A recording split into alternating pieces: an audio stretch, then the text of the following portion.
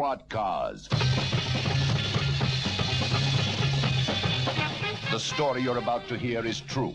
Details are supplied from the official case files by the South African police. Only names and places have been changed to protect innocent people involved.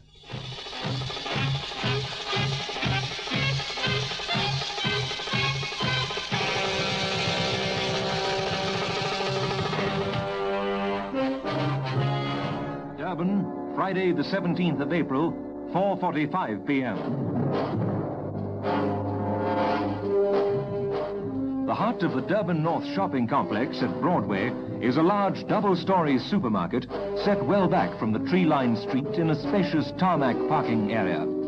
Late this Friday afternoon, the area is full of last-minute shoppers carrying bulky paper bags and large cardboard cartons to their cars. In the Calvinist store itself, the activity is twice as hectic. The manager, a short, balding man, surveys the scene from a first-floor gallery. He turns away from the bustle and walks briskly into a glass-fronted office. Graham? Yes, Mr. Gardner? Nearly finished? Yes, sir. Finished the calculations. We're still packing it all. Won't be long now. Car?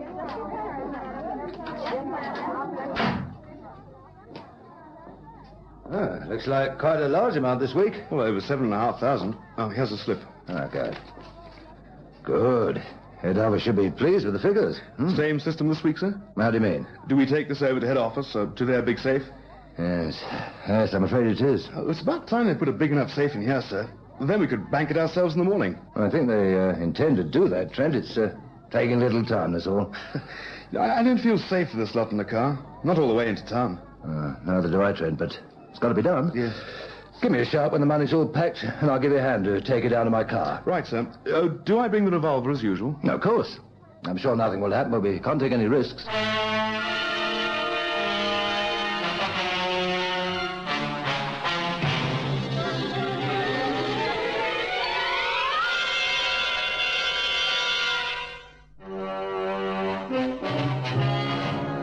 Friday the 17th of April, 4:55 p.m. The last of the shoppers are passing through the single till that remains open. Employees of the supermarket stand at the big glass doors, closing them one by one.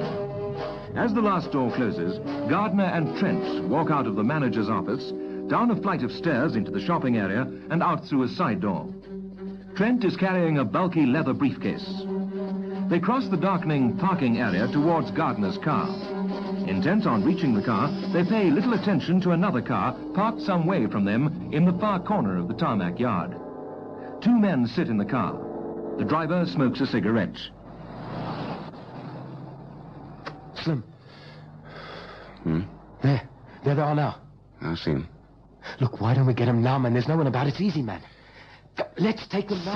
Sit still. We do it the way I say. Yeah, but... But nothing. We worked this out weeks ago. We've got it all planned. We're not going to change anything now. Yeah, I'm sorry. Not to worry. There they go. Into the car. Silly people. This is going to be dead easy. Right then. You ready? Ready. Let's get after them.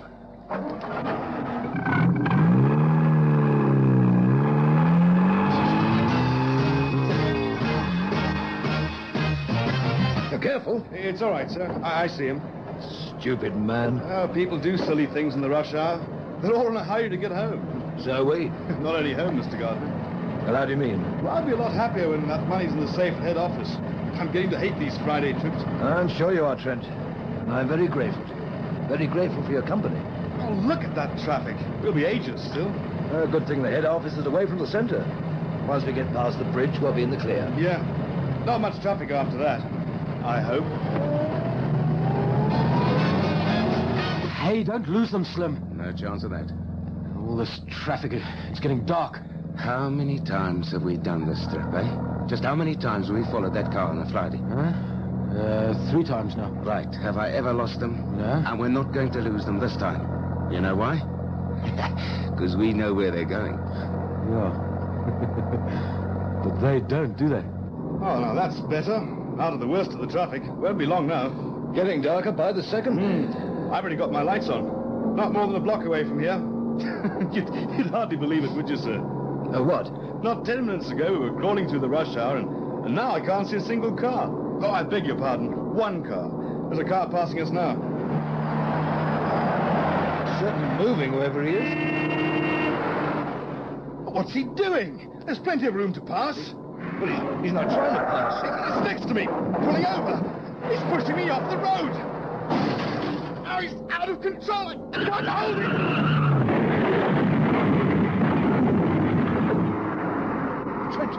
Trent, are you all right? He's out cold. There's two men walking over from the other side. Mask. The gun! Trent, the gun! Right, you. Stay where you are. Where's the money? Money? You heard the case with money. Where is it? There it is, Slim. Behind the seat. Get it. You're right. No. I said stay where you are. But... Got it. Open it up and make sure. It's locked. Break it, man. Break it. Okay. No, I'll have to cut it. Quickly, man. Quickly. Well? Oh, this is the one. It's full of loot. Then let's get out of here.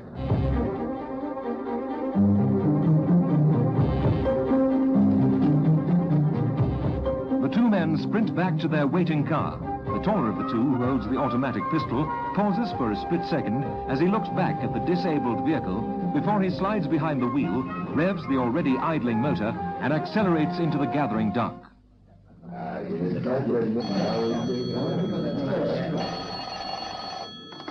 Flying Squad, Sergeant Matthews. Police? You've got to come quickly. We've been robbed. Robbed at gunpoint. Yes, sir. Your name, please.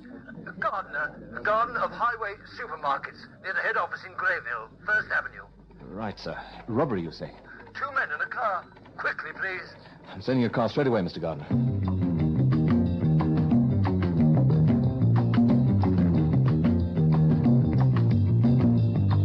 Sergeant Matthews passes the information to radio control, and 7 minutes later, patrol car 14 pulls up outside the headquarters of Highway Supermarket in 1st Avenue, Grayville. The crew takes statements from Gardner and a dazed but conscious Trent. A hastily summoned ambulance takes Trent to the casualty section of the hospital for treatment, and the description of the robbery car is passed to radio headquarters for action. Meanwhile, the Port Natal division of the Murder and Robbery Squad has been alerted, and half an hour later, Major Philip Mayers and Sergeant Christopher Smuts arrive at the 1st Avenue head office. Mr. Gardner? Oh, that's right. Major Mayers, Murder and Robbery. This is Sergeant Smuts. This is a terrible business, Major. It's terrible. Yes, sir, terrible. Were you injured in any way? No, thank heavens. I'm all right now. Poor Trent was knocked about in the car when it crashed. He's been taken to hospital. Trent? My accountant at the Broadway branch. He was driving the car, you see. Perhaps you'd better tell me the whole story, Mr. Gardner. Well, there isn't much to tell. After we cash up on Friday, we bring all the money here to head office. From Durban North? That's right, the Highway Supermarket in Broadway. You don't have a safe there? No, not yet. You see, the premises aren't designed for a supermarket. We have rather a temporary situation there. We're expecting large-scale alterations in the near future, and until that happens, we don't have a safe. I see. And this was quite a regular thing, bringing the money here to Grayville? Every Friday afternoon after we cashed up. Yes, very regular. I see. Go on, Mr. Gardner. Well, we drove here as usual. Just as it was getting dark, we turned into the little lane that brings us into 1st Avenue from Umgeni Road. Mimosa Lane? Yes, this is the one, I think. We always come that way, but I don't think I've ever noticed the name of the road. And that's where they attacked you? 2 men in a car. They forced us off the road. Poor Trent couldn't do a thing. Were they armed? Goodness, yes. Masked, too. One of them had a gun, the other a knife. Masked, you say? So you didn't get a look at them? You wouldn't be able to describe them? I'm afraid not. They wore dark clothes, weren't very tall. Nothing conspicuous about either of them. And you've already given a description of the car to the radio squad, I see. Well, for what it's worth, I didn't get the number, I'm afraid. How much money did they steal, Mr. Gardner? It's all there in my statement. Over 7,000. Major, what chance do we have of getting it back? Oh, it's hard to say at this moment, Mr. Gardner, but we're certainly going to try.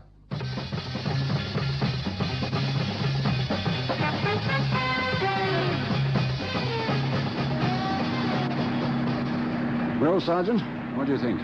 Pretty poor security, I'd say, sir. No safe at the Durban North branch, transporting the money in an ordinary car. Not forgetting the most important mistake they made. What's that, sir? moving the money at exactly the same time every week and using the same route. I'm afraid they were asking for trouble. They couldn't help us much with descriptions either. No. 2 masked men of average height. The car. What did you say again? Dark saloon. Could have been black or dark blue. They aren't very certain about the make either. One of them thought it was a Grantley and the other was sure it was a Chisholm. Grantley or a Chisholm? Which was which, Sergeant? Trent went for the Chisholm. And you say he seemed pretty sure about it? Yes, sir. Far more certain than Mr. Gardner. Well, that's the one we put into the report then. Dark-colored Chisholm sedan. I still don't think it'll help us much. There must be thousands of Chisholms in the town.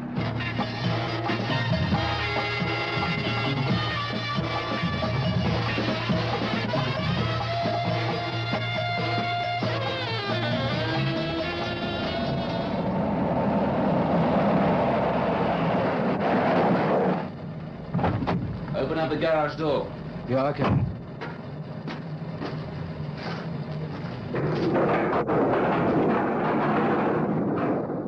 Right.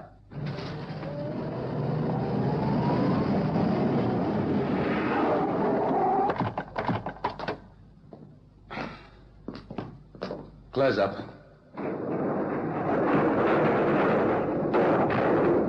You got the bag? You think I'd leave it in the car? Come on, let's take it inside and see what we've got.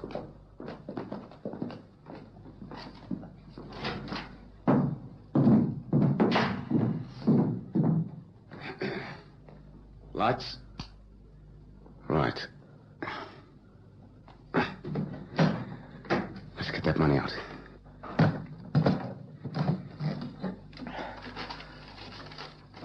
That's it. Is that all there is? Not too bad. Yeah. Take us a long time to count, Estlin. We don't have to. Oh, yes, we do.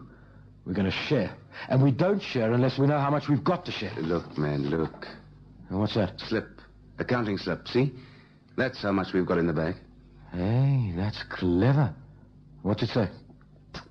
Read it. 7,600. 7,000? Not bad, eh? That's great. Listen, they're not going to catch us, are they, Slim? I mean, we're going to get away with it. Yeah. The cops haven't got a chance.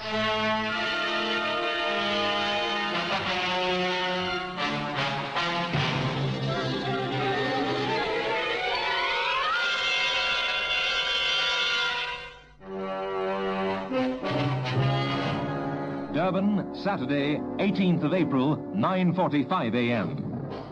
The headquarters of the Murder and Robbery Squad has a relaxed weekend air as detectives stand quietly together in corridors discussing the weather and the forthcoming sporting events. A small knot of eager rugby fans parts to let Sergeant Smuts pass. He hurries to the office of Major Mayers, pauses at the door, knocks and walks in. Oh, morning, sir. Morning, Sergeant.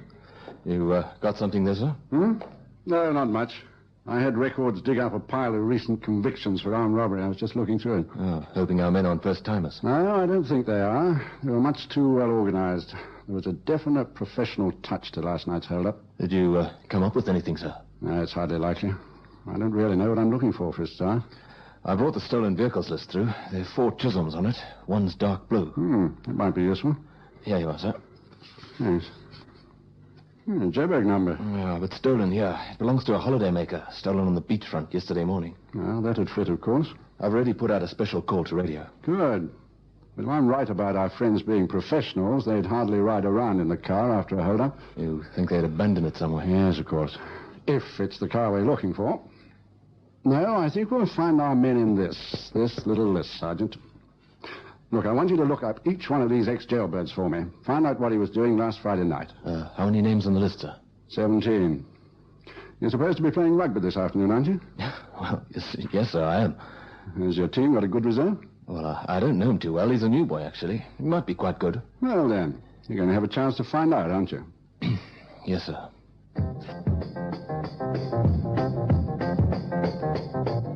Sergeant Smuts collects the list of convicted men from Major Mayers and heads for his car. The bustle of Saturday morning shoppers has turned Smith Street into a congealed stream of crawling traffic, and Smuts waits with considerable impatience to join the queue. 7 or 8 miles north of the city centre, in Blackburn Road, Red Hill, the traffic is a great deal lighter. A small, dilapidated Continental car stops outside an untidy garden. The driver alights and looks at the silent house for some time before he opens the front gate and picks his way up a weed-choked path to the front door. He pauses for a moment before knocking. Slim. I heard it. Someone at the door. So? What if it isn't the cops? What are we going to do? Go and see who it is. Do you think that's a good idea? Why not?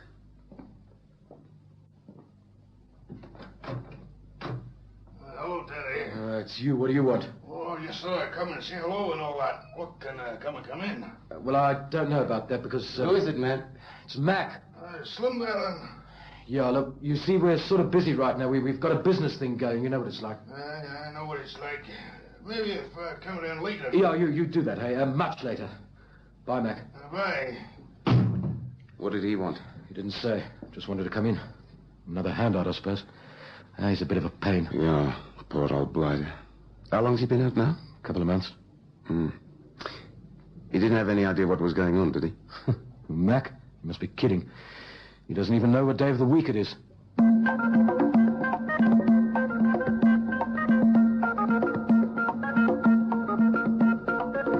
The old man stands for a while on the chipped and peeling veranda. He pats the pocket of his baggy jacket, searching, finds a crumpled cigarette packet, pokes around in the paper, and fishes out a single battered tube. He lights it, draws deeply once or twice, and ambles back to his car. He stares back at the house thoughtfully a moment, then eases himself into the little car and drives off. Meanwhile, Sergeant Smuts has drawn away from the city traffic as he makes for the first name on his list. Leave me alone, cop. No, I won't be long. What about Friday? I was here. I'm all night. I can prove it. Now, look, you know I'm going straight now. And you can prove where you were on Friday evening? Friday? Yeah, of course I can. Well, Johnny, been a long time since you saw the inside. Yeah, and it's going to stay that way. No, you're wasting your time. It wasn't me. Have you any ideas? You should know better than that. Look, I know all the boys, right? If you say so. There's not a word out about one of them, but, if I were you... What would you do? Mac's been out about a month now. He's dead broke and desperate. Why don't you have a word with him? Mac? Mac who? It's one of those names on your list, sir. Mandy McBride. There, down near the bottom, you see? McBride? Yes, I remember him. You think he could be one of them, sir? McBride? No, I don't think so. He's well over 60. That doesn't sound like descriptions we have here. No, it doesn't. Have you spoken to him yet? Not yet. He wasn't at the address he gave the prison. They say he's desperate, do they? That's the word. Well, I'm not at all surprised. Not much an old man like that can do now. He managed some pretty nasty crimes in his youth, though. Oh? Armed robbery? That's what he specialized in, but he wasn't above the odd bit of housebreaking and car theft. I should imagine he's well past it now. Probably relies on his old friends for handouts. That's a thought. Huh? What is, sir? Handouts. I'm pretty sure he couldn't have had anything to do with the robbery, but there's a good chance he'll have more than a passing idea who did rob the supermarket car. Think about it. He does the circuit day after day looking for a handout. He hears and sees more than anyone else in the underworld. I think I'll go and have another look for him then.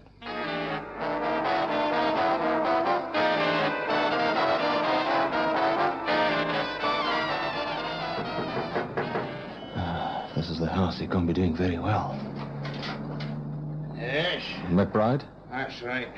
You're a couple, aren't you? Sergeant Smuts. Murder and robbery. I thought so. Never make a mistake. I can smell you lot a mile away. What do you want? A couple of words with you. Can I come in? Aye. Inside quickly. Wouldn't want any of my friends to see me. Yeah. You can sit over there if you want. Thank you. Well? You heard about the robbery last Friday? I heard about it. No, this is just routine, of course. Where were you on Friday evening?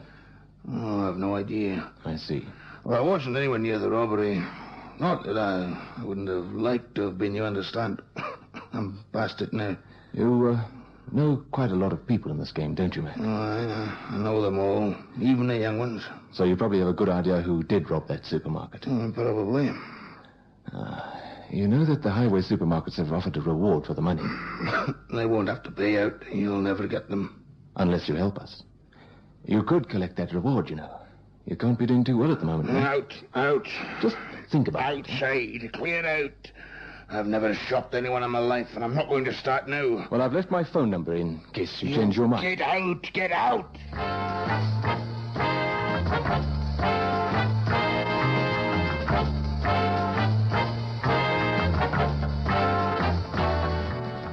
See him? What? Mac. There he is, getting out of the car, coming up the path. He's after another handout. Get rid of him. Well, he isn't going to like that.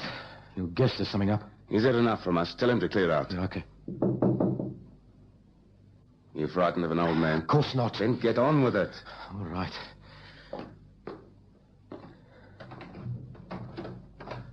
Clear off, Mac. Oh, that's the way it is. You've had enough from us. Now clear it up before I throw you out.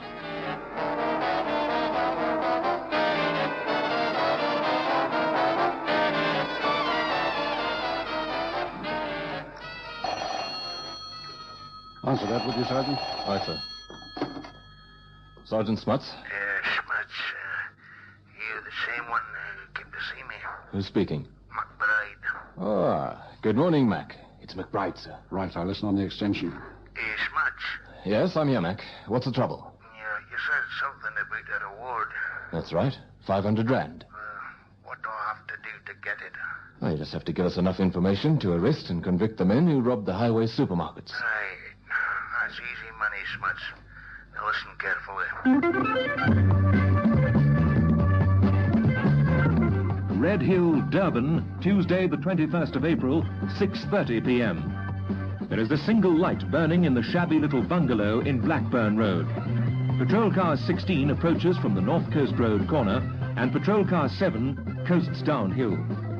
They both stop several yards from the house, where the small, unmarked car of the murder and robbery squad pulls up.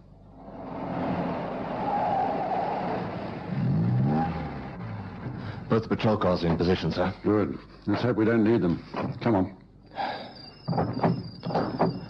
Light on, sir. See it. Can't see a car. Garage door's closed. Could be in there. We'll worry about that later. Let's find our men first.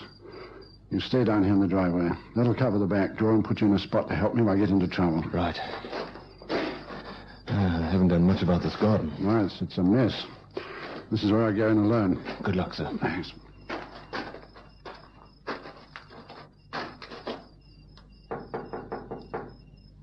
Someone coming. Yeah? Who's that out there? Look, Mac, is that you again? I told you... This isn't Mac. This is the police. Major Mayer's murder and robbery. Police? From the cops. Stay right where you are. You'd better come quietly, Celia. The whole house is covered.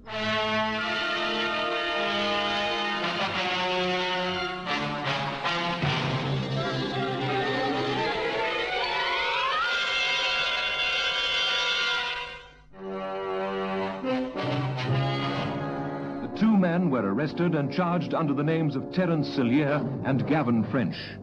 They were found guilty on 1 count each of armed robbery and car theft and sent to prison for 16 years. The stolen car was recovered in the Red Hill garage, as was most of the supermarket's money. A reward check of 500 rands was made out to Andrew McBride, but it was never collected. They prowl the empty streets at night, waiting. In fast cars, on foot, living with crime and violence. These men are on duty 24 hours out of every 24. They face dangers at every turn, expecting nothing less. They protect the people of South Africa. These are the men of squad cars.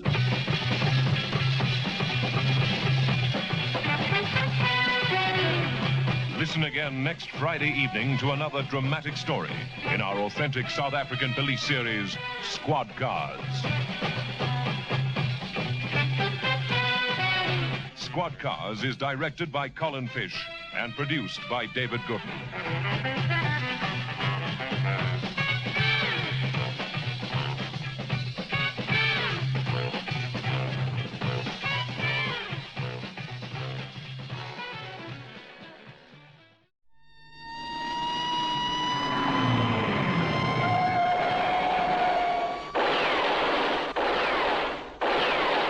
squad cars. The story you're about to hear is true. Details are supplied from the official case files by the South African police.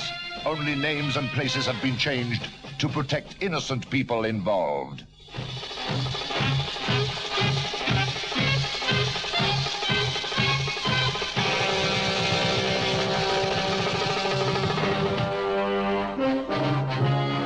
Johannesburg, October the 17th, 1 a.m. It's a warm night. Some 80 feet below ground level in the air-conditioned atmosphere of a large shopping centre's lower floor, two men extract a packet of cigarettes from an automatic vending machine and walk slowly towards the fountain area. They glance casually in the shop windows, but their eyes see very little. They do not really need the cigarettes. Their minds are elsewhere. They're killing time, keeping fastidiously to a pre-arranged plan. It is almost time for them to collect their car from floor B of the parking garage and proceed to Troyville. Almost, but not quite. Nearly time to go. I'll be glad when this is over. It won't take long. An hour or so at the very most. If we're not out by then it means we've hit a snag. Is there anything we haven't covered? Anything that's likely to crop up? No, I don't think so. We couldn't have been more thorough. Want a fag, Benny? Yeah, thanks.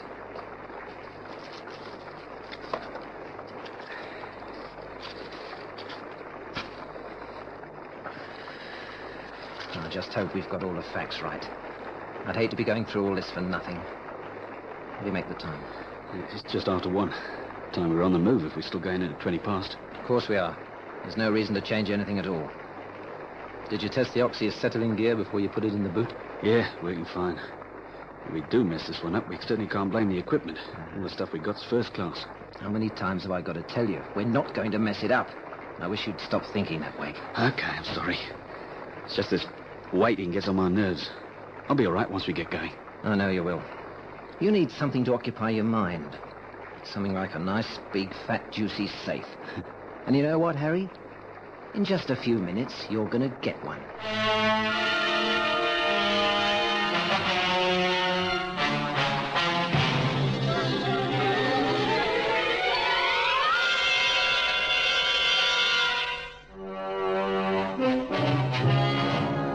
(1:10 a.m.)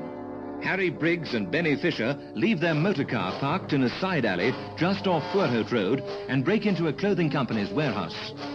They act smoothly, methodically, calmly, and efficiently. The security man, who is reading a magazine, hears nothing and is completely surprised when he is suddenly attacked. Just sit quietly and he won't get out. Hey, how did you get in here? That's our business. All we want you to do is behave. We'll see about that. Look out, he's got a gun. No, you don't. Okay, I've got him. Hold him now. That's just... Perfect. All right, he's out. You tie him up and put the gag on. I'll get the oxy. I won't be long. Okay, but be quick. We don't want to get behind schedule.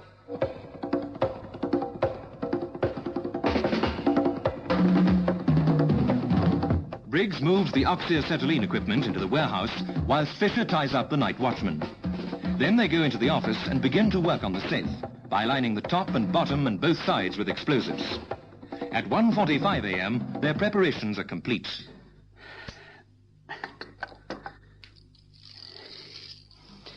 Yeah, that's it.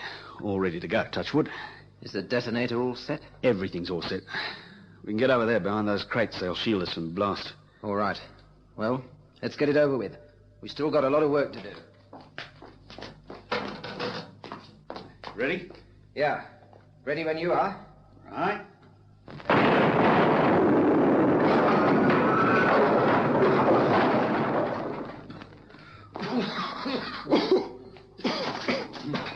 Oh, what a shambles. Still, it was a perfect job. Not too little and not too much. And now for the next phase. Yeah, hand me the goggles. Yeah? So. Okay, switch her on. And mind your eyes. Right. Right. Won't be long now, baby. It won't be long now. At 2:45 a.m., the two men emerge from the building, make their way to their car, and drive away. The night watchman hears them go and renews his struggle with the ropes that are holding him fast. It takes him a further half an hour's wriggling to loosen the bonds tying his arms. He removes the gag and rushes to the telephone. At Radio Police Headquarters, Constable Newman is on duty when the telephone rings. Police? Constable Newman speaking. Yes, been a robbery. I was tied up and gagged, and they blew the safe out of the wall about an hour ago. I don't know how much was in there, but it was a heck of a lot, I know that. Just a minute, please. Who are you? Where are you phoning from and who was robbed? Yes, I'm sorry. My name's Murray. I'm night security officer for the Classic Clothing Company. I look after their warehouse in Von Hope Road, Troyville. Is that where you're phoning from? Yes, that's right. And they broke in here about 1:30.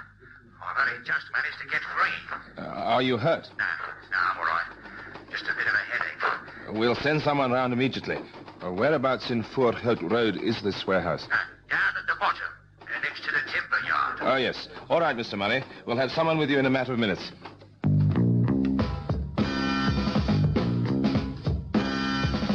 3:09 a.m. Lieutenant Don Brenton and Detective Sergeant Hayes arrive at the warehouse and open investigations. Whilst the security officer is making a quick check of the rest of the building, the two policemen examine the safe that has been blown out of the wall and cut open with the oxyacetylene equipment. Oh, they certainly didn't take any chances, sir. It would take quite a safe to keep them out. Neatest job I've seen in years. This is a clever outfit, Sergeant. If the front looks too tough, you go in the back of the safe. And to get to the back, they blew the safe out of the wall. Yes, you've got to hand it to them. It's a first-class job. Have you ever seen one like this before, sir? No, I haven't. Nothing as neat as this. So it'll be no good checking records with a view of similar methods. Oh, I don't know. We'll have to examine each phase of the job. We'll just have to see. I wonder how much they got away with. The manager will be able to tell us that. Call him in, please, Sergeant. Yes. Mr. Phillips, will you come in, please?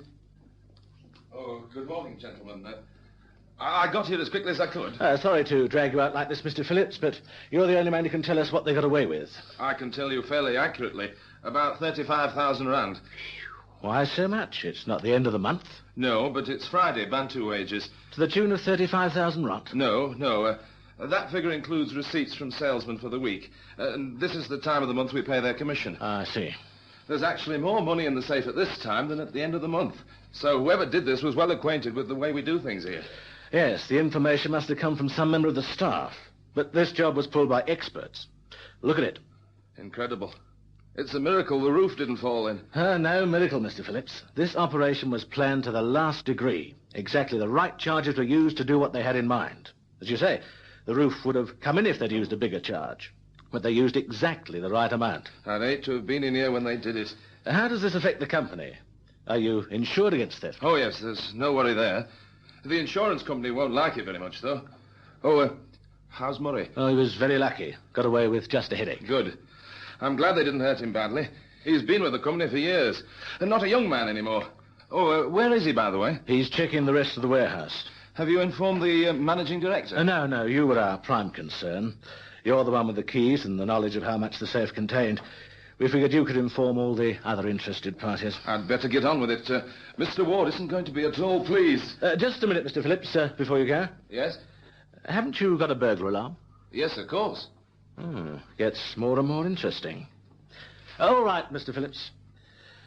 Well, Sergeant, let's go and take a look at where they got in. The two detectives carefully examine the building, and eventually they discover the break-in point. Brenton carefully examines the broken window. Yes, Sergeant, this case has every hallmark of a master criminal. Just look at this. They taped the glass with sticking plaster before they broke it. Doesn't make a noise, see? Doesn't involve touching any of the burglar alarm wires. Simple, but effective, eh? Very. Now, having taken the glass out of the lavatory window with no noise, they're then free to work on the alarm wire. They short-circuit it to the window frame with clamps, and then cut the middle section of the alarm wire out. That leaves a space big enough for a small man, or a youngster perhaps, to get through. And presumably, he then went and opened that side door for the others and all the equipment. Yeah, the night watchman, sir? Well, I should think he was next in line for attention. They fixed him so that he couldn't hear anything on his rounds, and then they got on with what they came to do. They drill the wall in 4 places, to take the charge of dynamite. Blow the safe out so that the back's exposed, and then they calmly cut it open. As neat as a pin. Must have had all the confidence in the world, sir. Anyway, let's get cracking. You get the fingerprint people to check the area, will you? Right, sir. It's my guess they worked in gloves, so don't waste your time on the obvious things. Right, sir. And look out for cigarette ends. They can be very useful sometimes. I'm going to talk to the night watchman.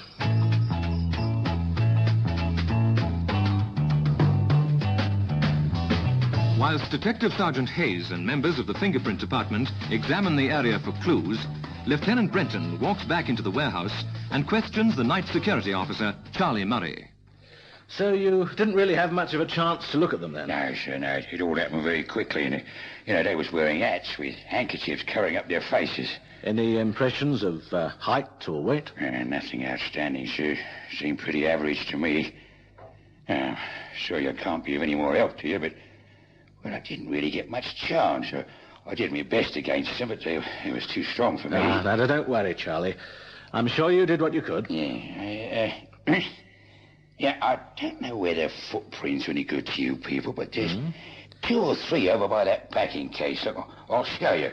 Of course, I don't know. It's made by one of them. Could have been by anybody, I suppose, but... they did come from that direction, and they show up pretty clearly in the dust there, as you can see. Yes, they do. Yes, quite distinctive, too. Well done, Charlie. As you say, they may not come to anything, but we'll look into it anyway. Oh, and do me a favor, will you? See that nobody touches or disturbs them till I get back. They could be very important.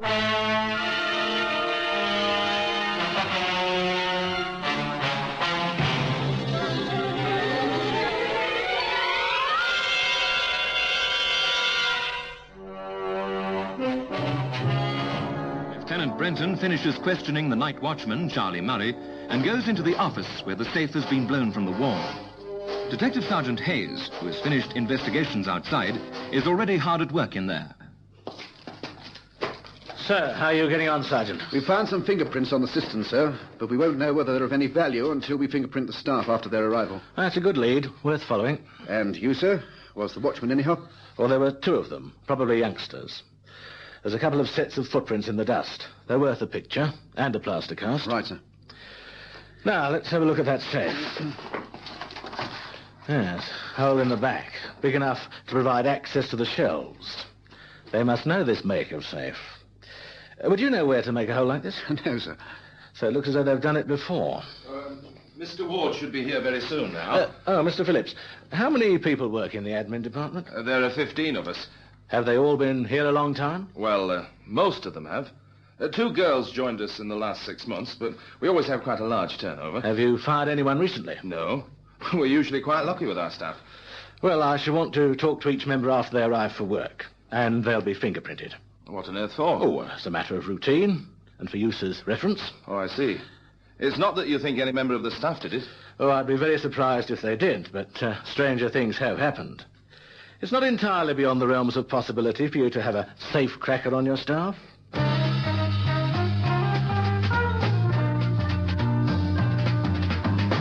The footprints that Lieutenant Brenton came across in the warehouse of the Classic Clothing Company are both photographed and cast in plaster of Paris. The photographs and the casts are immediately dispatched to the South African Bureau of Standards branch for identification. At 8:30 a.m., the fingerprint staff proceed with the fingerprinting of the staff members who may have access to the washroom near the administrative offices. None of the impressions they take match the ones already discovered. How are you getting on, Sergeant? Oh, not very well, sir. Haven't come up with anything yet. Well, I might be onto something. I've been going through the section of records where details are kept of known safecrackers. I've been particularly interested in details of how some of these boys work. Now, there's only one man in the whole of the Republic whose speciality is blowing safes out of the wall. And who's that, sir? A man called Skinny Nichols. He happens to live in Johannesburg. Here's his file. Seems pretty thick, sir. Well, it has to be with all the jobs he's pulled in his time. Yes, I see. It's quite a record, sir. It certainly is, Sergeant. Hey, have you seen this, sir? What?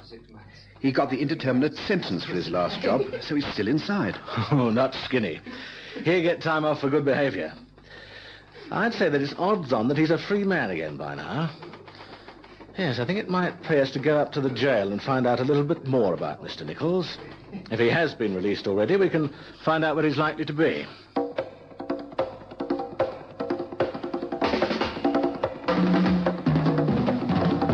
The two policemen go to the prison, but learn that Nichols has been released just 8 months ago. He is supposed to report to the station every Monday morning, and a swift check reveals that he has never missed yet.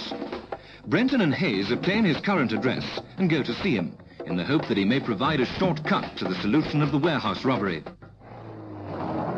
Do you know this Nichols character, sir? Ever come across him before? No, not at all. I only know what I read in his file. Captain Sasaki seems to have had quite a lot to do with him in the past, but he's on leave at the moment. Otherwise, we could have spoken to him about it. Do you really think that he might be the man we're after, sir? I don't know, but he's our only practical lead at the moment. The job was definitely done by his methods. There is one thing that worries me, though. What's that, sir? His size. Murray said that the two men were of medium height and weight. Now, judging by the size of that lavatory window they came through, I should think they were slightly under average. Well, what's wrong with that, sir? They call him skinny. I should think that fits in very well. You don't know him, Sergeant. They call him skinny for the same reason they call short people lofty. He weighs about 300 pounds. Look at this photo. Yes, sir. Yes, I see what you mean. Equally well have called him fatty. Exactly. Oh, well, we may learn something. What's the address? 81 4th Street, Brixton. It should be just up here on the left. And there's 3rd. No, this must be it. 93, 91, 89. That'll be it. There, with the round front door.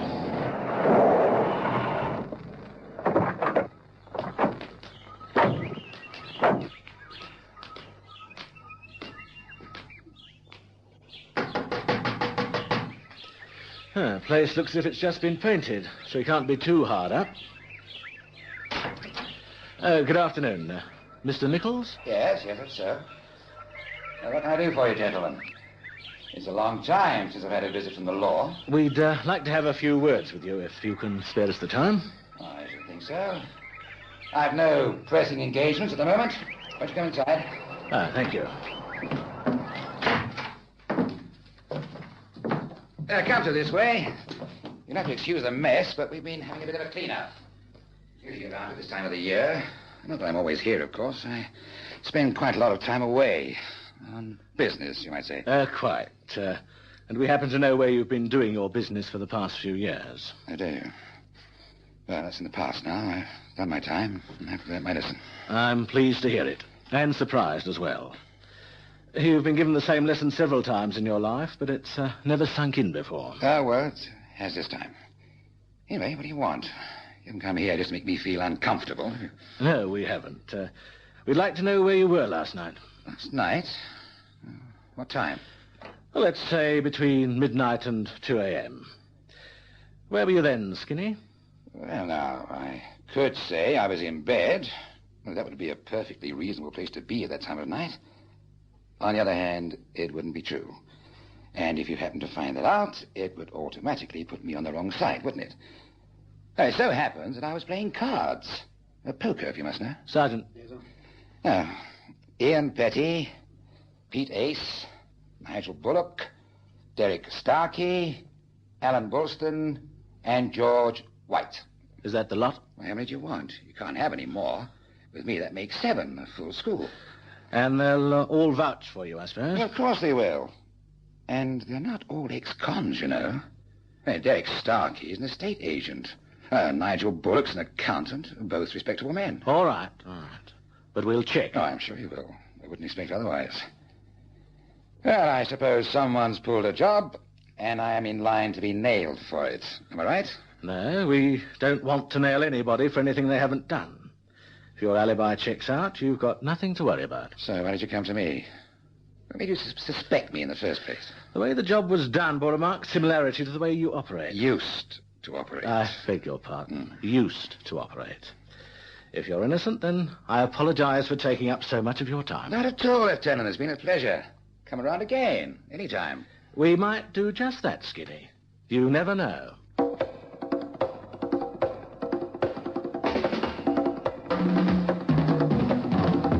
The two detectives leave Nichols' house and drive to the branch of the South African Bureau of Standards, where they collect the report on the photographs and plaster casts of the footprints. They reach the conclusion that the report will not help them to catch the criminals, although it may help to secure a conviction once the arrest has been made. Well, what do you suggest we do now, sir? I think it's time that we checked on Skinny Nichols' alibi. He may have been lying, although I doubt it. He's too old a hand to feed us a load of rubbish. He'd know that it doesn't pay in the long run. Well, come on, Sergeant, let's get started. Brenton and Hayes spend the rest of the afternoon and most of the following morning visiting the names that were given to them by Nichols. I see, sir, and you're perfectly prepared to swear that Nichols was still at the poker game when you left him. I'm sorry to bother you, sir, but I wonder if you could spare a moment. We're trying to check on the stick. Yes, sir, that's quite correct. It would help us a great deal if you could either confirm or deny.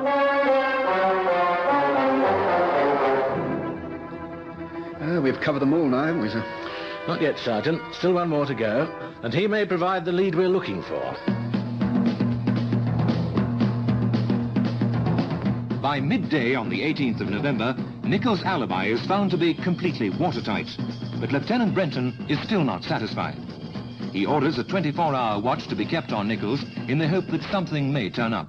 Get it downstairs, Nick. No report from the fingerprint department, Sergeant? No, sir, nothing at all. The owners must be clean. I'm certain that Nichols is involved in some way. He was much too ready for us. Had his answers a little bit too pat for my liking. But his alibi was backed up by all 6 men, and some of them were pretty respectable, as he said. Yes, I know. And that's another thing. It's too convenient. A perfect alibi just when he needed one. Excuse me, Lieutenant. A message from Control. Car 19 reports that Nichols has gone out to a caravan at Meredale. There appears to be 2 other men there. Come on, Sergeant. This could be it.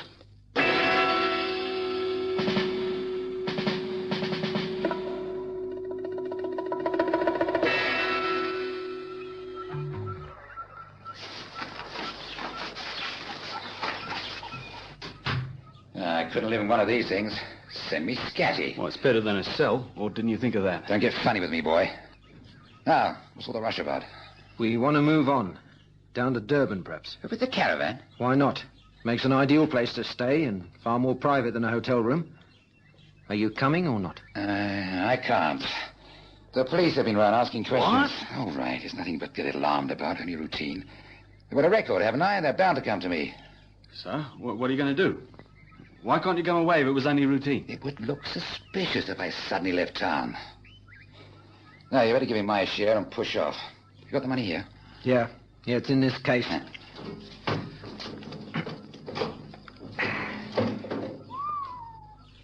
That's quite a sight. We're the only ones who know it's here. All right, you three, whatever you want. I said, Don't keep still. Well, the money on the table as well. I won't even have to bother to check your shoes. What are you doing here, Skinny? Just visiting for poker?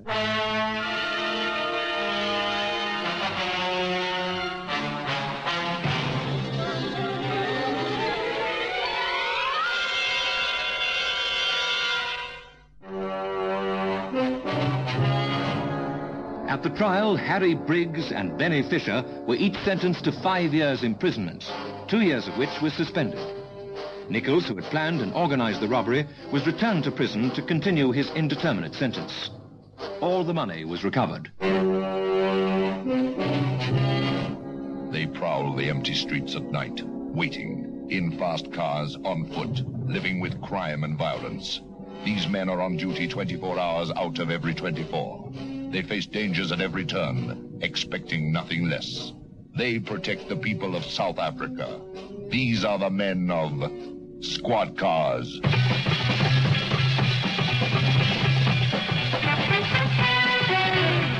Listen again next Friday evening to another dramatic story in our authentic South African police series, Squad Cars. Squad Cars is directed by Colin Fish and produced by David Gooden.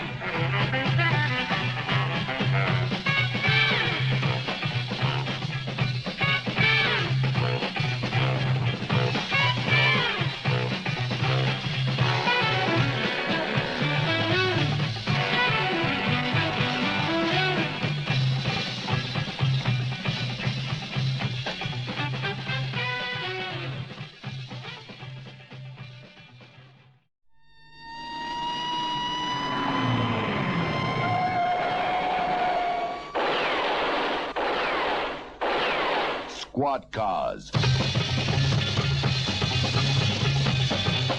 The story you're about to hear is true. Details are supplied from the official case files by the South African police. Only names and places have been changed to protect innocent people involved.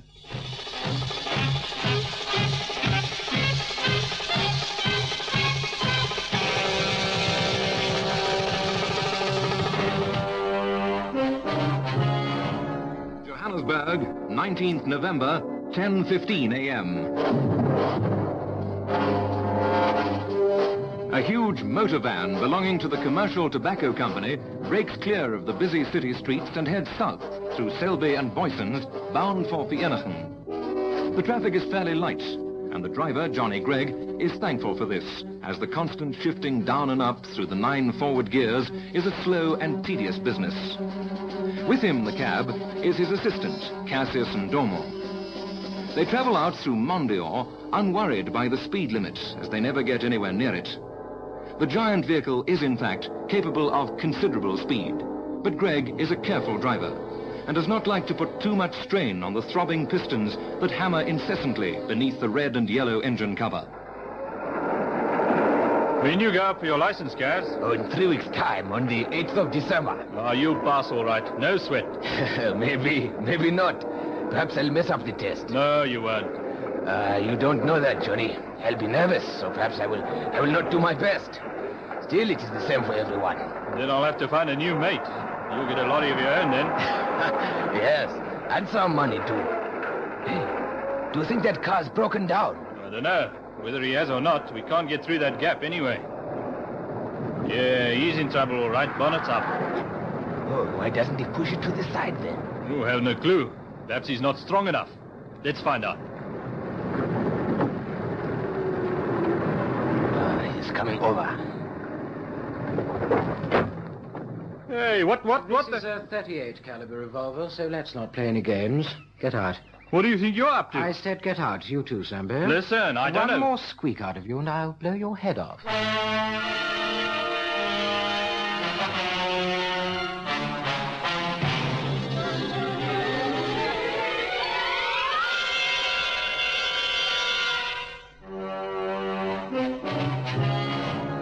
10:45 a.m. Johnny Gregg and his assistant are hustled out of the cab and taken a short way down a dirt road lined with trees. A second man brings the car that has been blocking the road, whilst a third, in dark blue overalls, jumps into the cab and moves the large van into the side so that any traffic can pass. The gunman is then joined by the other 2 men, who swiftly bind their wrists. Okay, that'll do fine. Now get in the back of the car and lie down. You go to... Don't you get smart. I'll belt you around the ear with this gun. Get in. You don't think you'll get away with this, do you? We seem to be doing all right so far. What are you going to do with the 40,000 rands worth of cigarettes? I'm going to smoke myself to death. Now get in. Yes, that's better. Lie down. Come on, you're next. Filthy trash. What was that? Oh, nothing, sir. Yes, my sir. I lie in the back of the car with a nice sir. Yes, that's the idea. Nice and sensible. Well, come on, hurry it up. We haven't got all day. All right, give me the blanket. Thank you. Now we'll cover you 2 up so that nobody can see you as we're going along. Well, come on, hurry up. Get that lorry out of here. See you later. Right. Let's get a move on.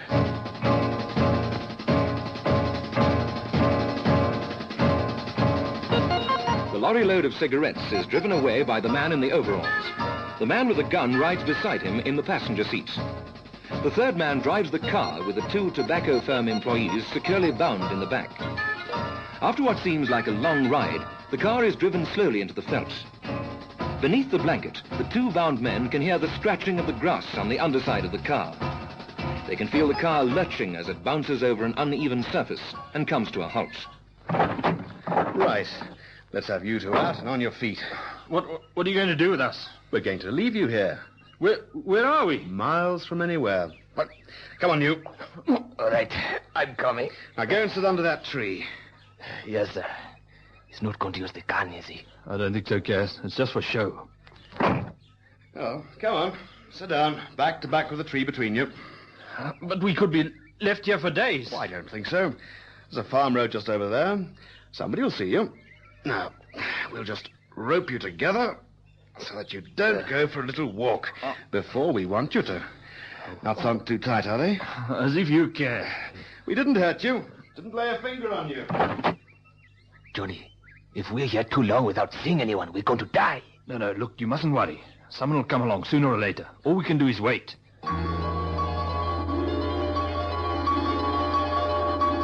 The load of cigarettes was due in Vereeniging before lunchtime. When it doesn't arrive, the commercial tobacco company representative in Vereeniging telephones the sales manager in Johannesburg. Hello, Peter. Where's my order, man? What? Hasn't he arrived yet? Should have been there ages ago. Oh, come on, man. What's the delay? Oh, how do I know? I'm not clairvoyant. You really sent them? Really? They checked out of here at about 9:20. Well, there's no sign of them here. They must have broken down. No, hang on, though. They should have phoned by now. That's funny. Look, I'll look into it and phone you back. Okay, bye. Bye. Oh, we'd better send somebody to look for them, I suppose, John. Why people can't obey rules and phone in when they break down, I'll never know. Hey, Frank, I've got a little job for you. Do you fancy a nice quiet drive in the country this morning? A commercial tobacco company employee drives out along the road to Vereeniging. There is no sign of the van load of cigarettes.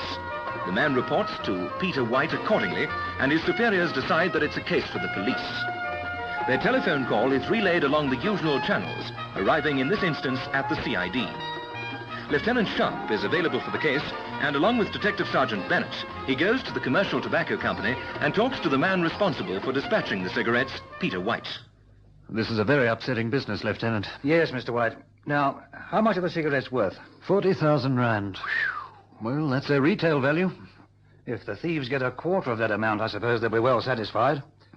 Anyway, a description of your lorry has been issued to all cars in the Witwatersrand area. Do you think they'll turn something up? Oh, I should think so. I mean, where can you hide a vehicle that size? Oh, that's true. It won't be easy for them. Now, sir, about the driver and his assistant. Oh, yes. What do you want to know? Are they trustworthy? Well, Cassius Ndoma has been with us for nearly 20 years. Mm-hmm. His service has been outstanding. We have a lot of pilfering in a warehouse this size. Unless a member of our staff is honest, he can't survive. We're very strict. Anybody found stealing is dismissed straight away. I see. What about Greg? Greg, he's been with us for something like 18 months. He's a Durban man. Seems all right. We've never had any complaints. First-class driver and mechanic. The goods that have been stolen, do they have any reference numbers? Oh, yes. Everything that leaves here is marked. All right. Then you better give me a complete list of them. Of course I will. Excuse me a moment, Lieutenant. Hello, Sales. Is that Mr. Peter White? Yes, speaking. It's Johnny Gregg, sir. Oh, what the devil happened to you? It's Greg. We were held up, Mr. White, on the Vereeniging Road. They tied us up and took the truck. Where are you now? We're just past Mondior. They tied us to a tree just off the road. Are you all right? Yes, fine. No harm done to either of us. I'll send a car down to you. Okay, we'll be waiting for you. No, just a minute, Mr. White. We'll go out and pick him up. Find out exactly where they are. Hello? Where are you speaking from? The Pleasure Resort. There's a phone box just outside. Right. Now, there's a Lieutenant Sharp coming for you. Should be there in about 15 minutes. Lieutenant Sharp and Sergeant Bennett drive out to pick up the two waiting drivers, and they drive back to the place where the hold-up took place. If you just turn off into the bush here, it's that tree over there.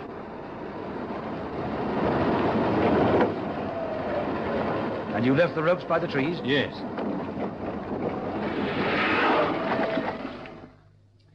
Would you recognize these men again? I'm sure I would, especially the one who drove us. What about you? Oh, yes, I'd recognize them. Anything special about them? Any unusual features? Height, weight? No, I can't say. It all happened so quickly. The one with the red hair, sir. The one who drove us here to tie us up. He is called George. How do you know? Oh, because I heard the one with the gun call him by that name. Ginger hair, George. And there were three altogether, eh? Yes. What sort of car was it? It was a green Dolphin, about 2 years old, I'd say. Probably stolen, sir. Yes, and abandoned by this time. Just check that with the stolen vehicle staff, will you, Sergeant? Yes, sir.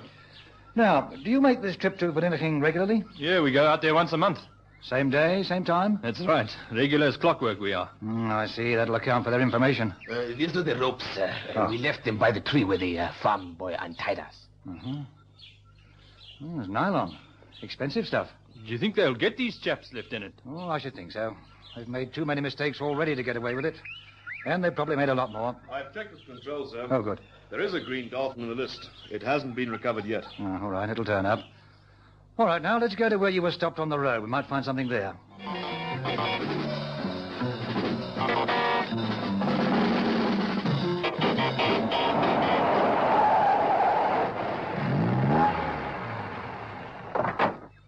Yes.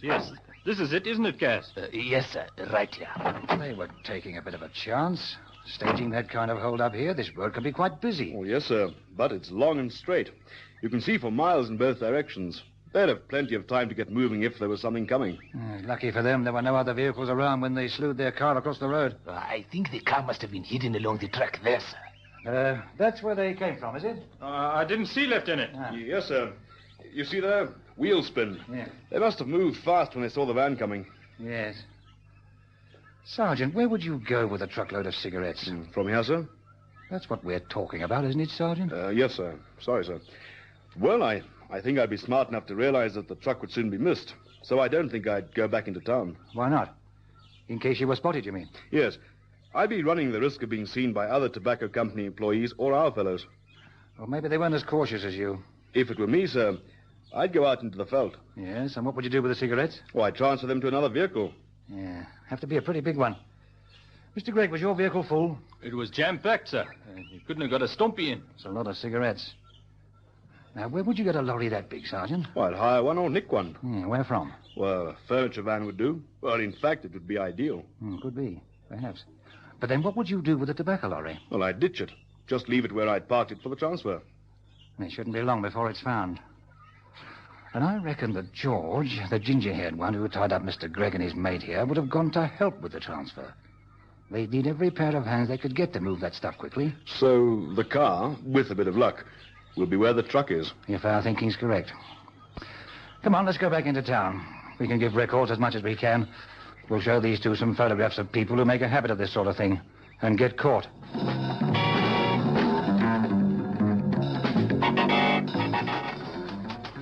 What about this one? No. Cassius? No, sir. Yeah, not doing very well, are we? No. Lieutenant Sharp? Detective Sergeant Bennett here, sir. They found the lorry and the car about 2 miles further on. Well out of sight of the road, down amongst some rocks and trees. Ah, good. Come and pick me up. We'll go out there right away.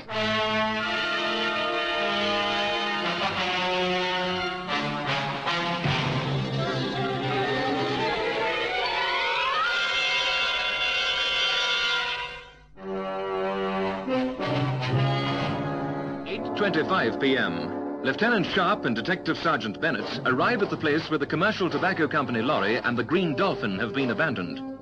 The vehicles are guarded by a constable to prevent anyone tampering with them. Have you got the torch, Sergeant? Yes, sir. Fingerprint boys on their way? Oh, should be here any minute, sir. All right. Let's have a look in the lorry for a start. Clean as a whistle. It's the emptiest van I ever saw, sir. Yeah, that's for sure. We needn't worry with that. Come on, let's check the cab and the car. All right, sir.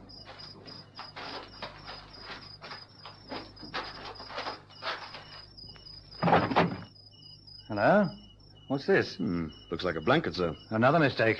Pull it out, Sergeant. All right, sir. I wonder whose it was. Yes, that was stupid of them to leave it lying around. Let's see what else we can find. You know, sir, it's beginning to look as though this job was pulled by a bunch of amateurs. I think maybe you could be right. Pros don't go making these sort of mistakes, or if they do, they don't remain pros very long. Well, one bad thing for us, sir. If they are amateurs, we're not likely to have anything on them in records. Yes, I know. That's what's been worrying me. Still, what you lose on the swings, you gain on the roundabouts. At least we got that blanket. Yes, sir. Hello. Just give me the torch, Sergeant. Yes, sir. What is it? It looks as though the other vehicle, the other truck, was parked and then backed up to the back of this lorry. See, look, the tire marks. And very clear, sir. Right. Now, we'll want them to take some photos of these in a cast.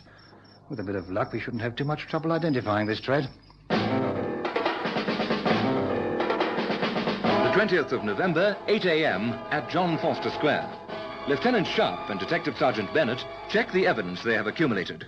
Now, we know that the tires of the lorry they used were heavy-duty Rollmasters, CF11s. Yes, sir.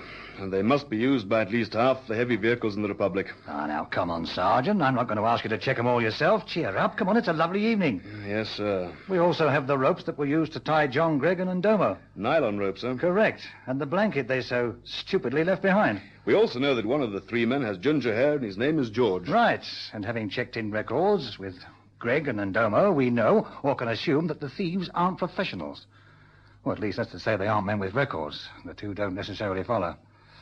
Now then, what else do we know? Well, it must be someone with access to information on the delivery schedules of the Commercial Tobacco Company. Yes.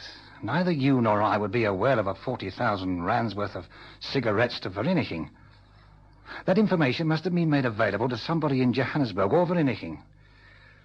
Sergeant, I can see a lot of hard routine work ahead of us. That'll be nothing new, sir. Well, where shall we start? Well, I'd better send that blanket to the laboratories in Pretoria for a start. You never know. Might be something. Right, sir. I'll see that done immediately. Anything else? We'll have to hawk the rope around manufacturers and suppliers. Yes, sir. Do we both need to do that job? No, Sergeant. You can compile a list of all the firms along the reef who have lorries big enough to cope with the job that was pulled yesterday. They must all be visited. All their vehicles must be accounted for, their movements, who was driving them or hiring them, where they were at the time, everything.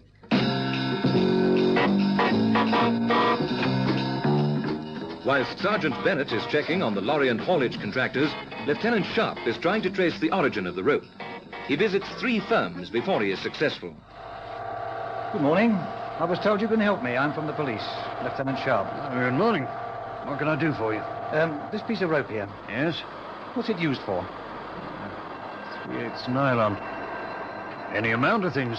Lashings for tarpaulins, camping, water skiing, mountaineering. Its uses are practically limitless. Yes, I was afraid you'd say that. You know who makes it? Well, quite a few firms make an equivalent. This happens to be ours. Could I make up a list of all the people you supply? Sure. You're going to be involved in a lot of work, though. That's nothing new. We supply most of Southern Africa with this stuff. You'll have to check all the ports, dams, and rivers. It's used on boats a lot. Let's have a look at it. Yes. It's worn, frayed. Looks as though it's been used in a pulley. Been used a lot, too. Anyway, I'll get to that list straight away. The manager of the rope-making factory produces the list he promised, and Lieutenant Sharp decides that he will need to engage the cooperation of many other centres if the job is to be done in a reasonable time. Good afternoon, sir. Yeah, hello, Sergeant. Any luck? Well, not really, sir. I just walked myself to death. Nothing, eh? No, sir. Oh, well, here's the bad news. Another list for you. You've got... Thank you very much, sir. No, I'm afraid so, Sarge. I'm sorry, but there it is. Lieutenant Sharp. Oh, all right, put him through. It's Pretoria. Laboratories. Oh. Hello? Speaking. Yes. What have you got? Oh, good. Hang on. Just take this down, Sergeant. All right, sir. House dust. Yes. Soil. Yes. River sand. Uh-huh. What? Animal fat. Yes, yes, got it. And oil. What type of oil? Hey, additive. For what? Oh, yes, I see. Okay, thanks a lot. Yes, send it back, please, with a typed copy of a report. Goodbye. Oh, did you get all that, Sergeant? Well, I did, sir. But I'm blowed if I can make head or tail of it. Well, that was all the stuff they found on the blanket that was in the car. Now, we can discount the house dust, and the soil could have come from anywhere. It's the river sand that interests me, and so do the traces of animal fat. But what's really interesting is the mention of this oil that's used as an additive. It's used exclusively in outboard engines. So, it could be somebody with a boat, sir. Well, it seems to point in that direction. Well, that would explain the river sand. Lots of boats in the Vaal, sir. Yes, of course. And the rope. Sergeant, I think we're getting somewhere. Come on. Well, where are we going, sir? To a place I know that supplies boats. The 2 detectives visit the suppliers known to Lieutenant Sharp, but they learn very little. Nevertheless, they are sure they are on the right lines and decide to drive down to the Vaal. They spend a few minutes getting an address from a local Hijacking telephone directory and make their way to a firm of boat suppliers on the river bank. Oh, yeah, I stock it all right. I keep a lot of ski rope. Ski rope? Water skiing, yeah. It can be used for all sorts of things, but this has been used for skiing. How do you know? Well, the way it's frayed. This one's been on a pulley attached to the transom at the back of a powerboat. Are you quite sure about that? Yeah, quite. Well, Mr. Davis, thank you very much. You've been a great help to us. Oh, glad to oblige. Anything else? Oh, yes, there is. Do you sell an additive for outboard engines? Yeah, sure I do. 51 Super. Is that the only make you sell? Yeah, I used to keep others, but they never sold. Super's the best. And are all your customers reflected in your accounting system? Well, most of them. We get very few cash and carry customers. Not that sort of trade. Would you have one of your staff make me a list of those customers? Everyone on your books. The oil sample that Davis gives Lieutenant Sharp is sent to the police laboratories, where it is compared with the stain on the blankets and found to be identical. Now they have established definite connections between the thieves and the boating world, a team of detectives starts checking on the list of customers obtained from the boating firm. They are looking for a man who either owns a boat himself or goes skiing with someone who does. They're also on the lookout for any possible connection of people with a business which may provide access to a large lorry. Yes, we go down quite a lot, even though we sold our boat last year. No, I'm afraid not. Ours is a launch top. Couldn't ski with it even if we wanted to. Furniture van? Oh, no. We use station wagons. Yes, we did have a boat, and we gave it up. We got tired of it. Yes, go down to the Vaal every Sunday. It'd be silly of me to tell you otherwise, wouldn't it? I mean, you could always check. What do you do for a living, Mr. Redpath? Oh, a bit of this, bit of that. A bit of what? Well, it depends what crops up. Used cars, bit of scrap metal, property. I can turn my hand to anything. Your initial is G. What does that stand for? George, why? Oh, nothing. I've got a bridge partner called George. He's also got ginger hair. Sorry, I don't play bridge. Tell me, can you account for your movements on the morning of the 19th, Wednesday? Wednesday. Yes, I was in town. I was with a pal of mine. And who's your pal? Billy Ford. Oh, what does he do? He's a salesman. Salesman? What does he sell? He's with a confectionery firm. So I suppose his time is virtually his own. Well, he has a certain amount of calls to do. It's up to him. Cigarette? Oh, thanks. Thanks. What's this all about, anyway? Who's got the lorry? Lorry? Listen, I wasn't born yesterday. I don't know what you're getting at. And how are you getting rid of the stuff? Through this Ford man? What are you talking about? He's got the ideal job for it. Gets around among the retailers. Look, if you're trying to pin anything on us, you're barking up the wrong tree. I don't think so, but we'll soon find out. Where do we contact Mr. Ford? The lieutenant and the sergeant drive to an address given to them by Redpath. Ford is at home, but is not at all cooperative. I resent your implications. And that bloke snooping around in there better have a warrant. We took that precaution. Picking on innocent people like this. Ridiculous. A cigarette, sir? What are you doing with that carton? You smoke a lot, Mr. Ford. What if I do? He's got thousands of cigarettes in the back there, sir. Cases of them. You buy them wholesale, do you? I've got a contact. Haven't got a furniture van as well, have you? You know, you policemen are all alike. So clever. What's the code number on those cigarettes, Sergeant? EL 15/19/47362. 47362. Ah, yes. Well, I'm sure this will come as a surprise to you, Mr. Ford. According to this list I have here, these cigarettes were part of a consignment stolen while they were in transit between here and Hijacking. Look, I didn't ask any questions. They were offered to me cheaply. You're a liar, Ford. I'm taking you in. You didn't come here on the off chance, did you? Somebody grasped, I think is the term, didn't they? Who was it? Johnny Gregg? Johnny Gregg. So he's tied up with this, is he? Well, that's the connection we needed, sir. It all fits now. It certainly does. All right, Ford. You better come along with us.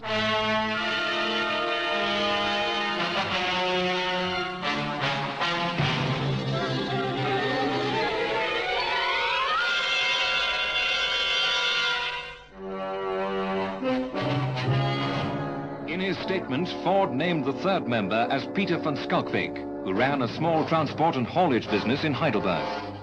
All four, Redpath, Ford, Van Skalkbeek and Gregg, were brought to trial. They were found guilty of armed robbery and were each sentenced to 12 years imprisonment. They prowl the empty streets at night, waiting, in fast cars, on foot, living with crime and violence. These men are on duty 24 hours out of every 24. They face dangers at every turn, expecting nothing less. They protect the people of South Africa. These are the men of Squad Cars.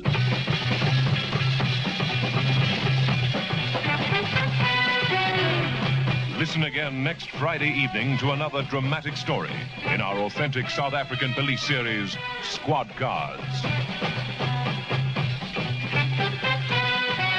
Squad Cars is directed by Colin Fish and produced by David Gooden.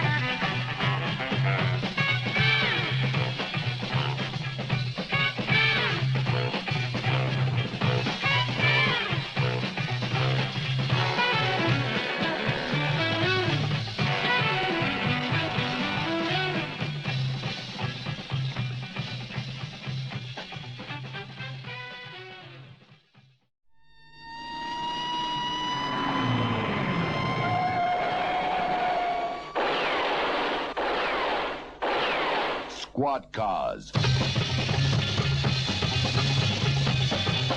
The story you're about to hear is true. Details are supplied from the official case files by the South African police. Only names and places have been changed to protect innocent people involved.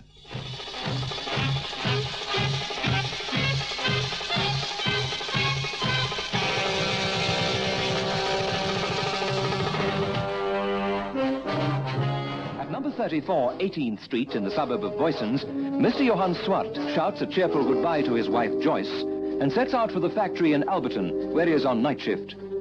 At 6:50 p.m., a light blue Danton saloon arrives at the house, collects Mr. Swart, and moves smoothly through the side roads into the main stream of traffic. The car swings off the main highway and parks outside a second-rate hotel in the city. The rather seedy lounge bar is still quiet, and the waiter is able to bring their drinks quickly. I better hang on to this 5 cents. I'll be needing it in a minute. Why didn't you phone from home? Would have been much quieter. Would have been too quiet and too easily traced if our friend just happens to get any clever ideas. You know, Harry, I'm not at all sure about this. What if he doesn't cooperate? I mean, what if he doesn't pay up? Could make things very difficult for us. Not as difficult as it'll be for him if he tries any funny business. Harry, have you ever done this sort of thing before? Are you sure you know what you're doing? Relax, baby. There's nothing to know. It's a piece of cake, and this is only the beginning. I won't be greedy. Just a little bit at a time to get him on the hook, and then wallop. We hit him big and hard. As soon as that's done, you can leave that lily-livered husband of yours, and we'll really hit the high spots together. Just you and me. How does that sound? Sounds fine, Harry. If it works. Of course it'll work. It's got to work. Well, order some more drinks, baby. I'm going to phone. Please be careful, Harry. Oh, for goodness sake. Anyone would think this sort of thing was dangerous. Believe me, girl, it goes on all the time. We're just getting smart, that's all.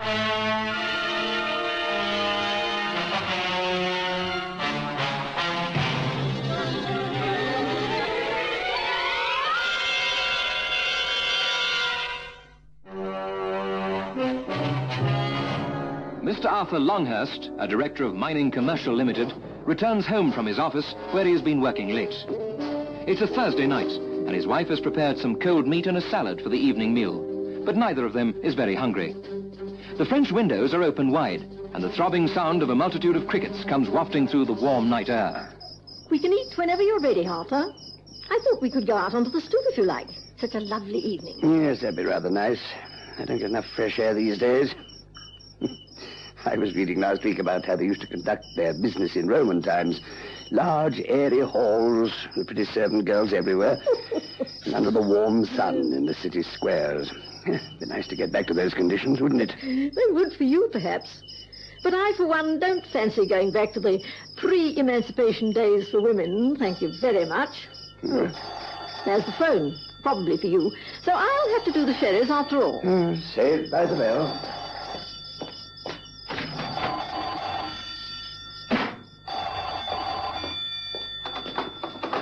Hello, Longhurst here. Ah, Mr. Longhurst. I'm so pleased that you're at home. We've got a little business to talk about, you and I. Have we? What sort of business? Who's this speaking, please? Never mind who I am.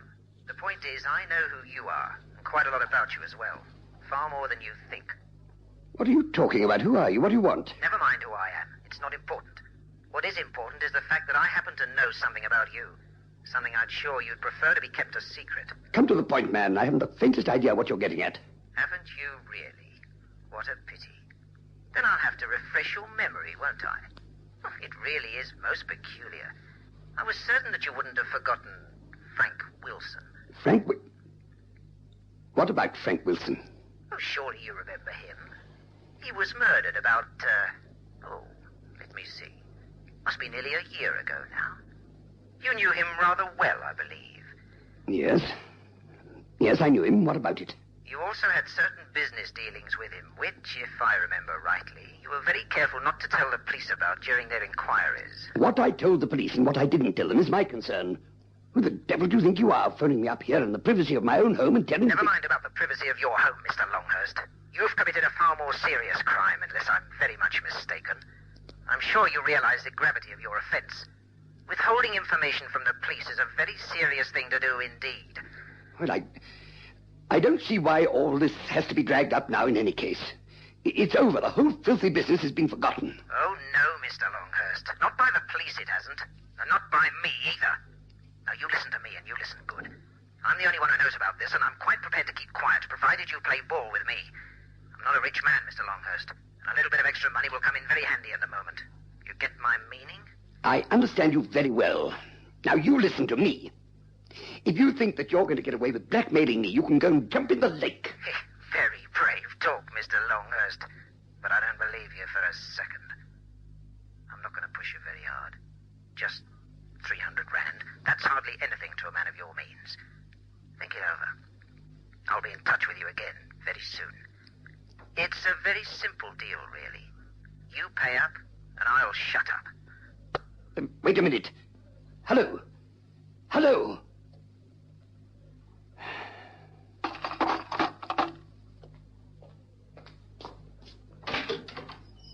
You had a good old chinwag there, didn't you? And I'm supposed to be the one who spends all day nattering on the phone. Who was it? Arthur, who was that? Oh, nobody. What do you mean, nobody? Nobody you know. I'm sorry, dear. I didn't mean to speak like that. It's just that that phone call, You don't have to tell me if you don't want to. I don't really want to know. At least I didn't. I was only making conversation, but you've aroused my curiosity now. Still, as I said, if you prefer No, not I to think tell I me... will tell you. Let's go out on the stoop. Yes. I need some air, and I'll tell you everything.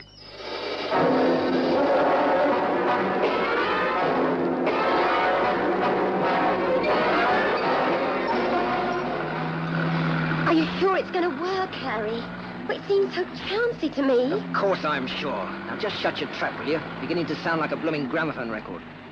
I've told you before, and I'll say it again. It's the easiest way of making a bit of quick money that there is. I've tried quite a few, I can tell you. All right, Harry. Just don't get cross, please. It's just that I'd hate anything to go wrong, that's all. If he has any doubts whatsoever about cooperating with us, I'll soon make him change his mind. You'll see. That money's as good as ours.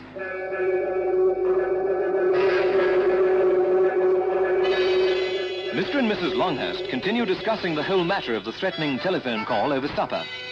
She advises him to go straight to the police, but he is hesitant and obviously reluctant to do so. I think I've had enough to eat. Seems I've lost my appetite. Arthur, do you think this is going to stop after you've paid up the first 300? Do you? If I know anything at all about this sort of person, once they've got their hands on a gold mine like this, they'll just keep on digging. That 300 rounds won't be the end of it, Arthur. It'll just be the beginning. You don't know that. They might stop if I give them what they want. Oh, if you really think that, then you're a bigger fool than I ever thought possible. Oh, and after 30 years, I know you're not that. No, you've got to stop fooling yourself, Arthur. You know that I'm talking sense, don't you? I suppose so. Then, if you don't phone the police first thing in the morning, I'm going to.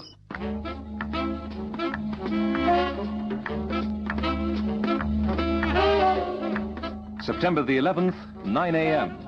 At radio headquarters Brixton, Police Constable Kent is on duty when the telephone rings. Police, Constable Kent speaking. Oh, good morning, Constable. My name's Longhurst, from Mining Commercial Limited. Yes, Mr. Longhurst, what can I do to help you? I've been having a spot of bother with someone who's been making anonymous phone calls. I'm afraid he's trying to blackmail me into paying him a sum of money. Oh. I wasn't sure what to do about it at first, but eventually my wife and myself, we decided that it would be best to report this matter. Yes, sir. I'm sure you've made the right decision, sir. Would you mind holding on for a moment, sir? I'll just put you through to Lieutenant Willis. To who? Lieutenant Willis, sir. CID.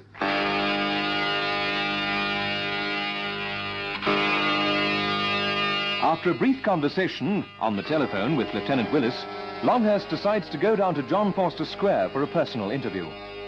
He prefers to do this than have someone call for a statement at his own office. He arrives there just after 10 a.m., and 5 minutes later, he is seated opposite Lieutenant Willis in a small private room. He carefully relates the events of the previous evening and answers all of the lieutenant's questions. And that was when you decided to get in touch with us? Yes, that's correct. Finally, Mr. Longhurst, I'm afraid that I must ask you whether or not there's any substance in this man's claim. Were you trying to hide something? Oh, you mean over the Wilson murder?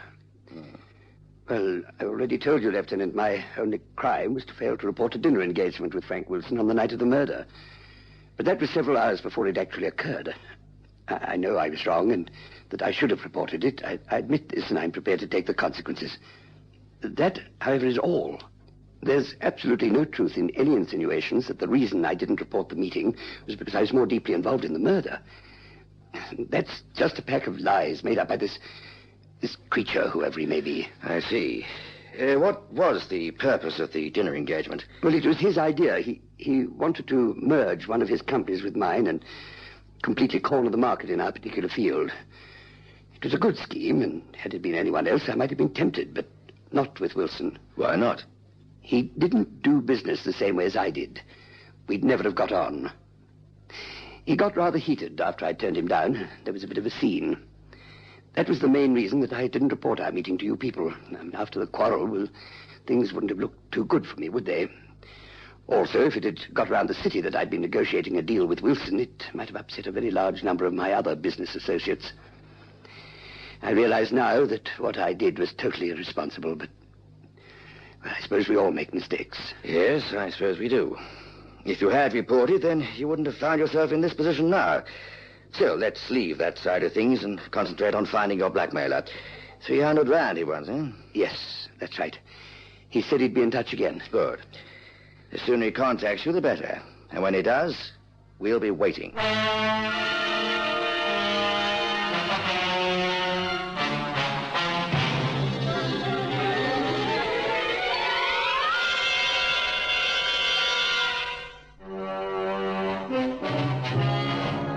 Arthur Longhurst leaves CID headquarters with strict instructions to contact Lieutenant Willis as soon as there are any further developments.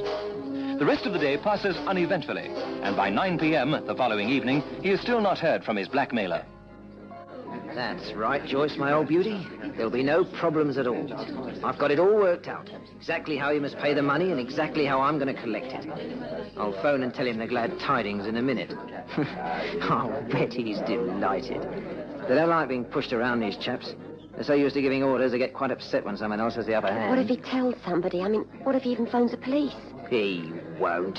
He's got more to hide than he has to tell. All the same. Oh, look, Harry, I want to call it off. Forget about it. We can do without that money, and I honestly don't think it's worth the risk. Have you gone out of your tiny mind? What makes you think I'll listen to you? If I want your advice, I'll ask for it. But until I do so, shut up. Well, all right, go ahead. I mean, do it if you want to, but I'm not going to be involved. I'm having nothing more to do with it. Oh, yes, you are, Joyce. You're not going to be able to pull out now. You were in this at the beginning, and you're going to be in it at the finish. I'm not, Harry. I'm packing it in. You run out on me now, and I'll go straight to your husband. I'm sure he'd be very interested to know about your activities in the evenings when he's slaving his stupid guts out on night shift. Please, Harry, you wouldn't do that. Oh, yes, I would. And then there's little George, isn't there? I expect I could think of something interesting for him, too. All right. I'll stay with you. But just you leave my family out of this. Don't worry, girlie. This is just between you and me. And Mr. Longhurst.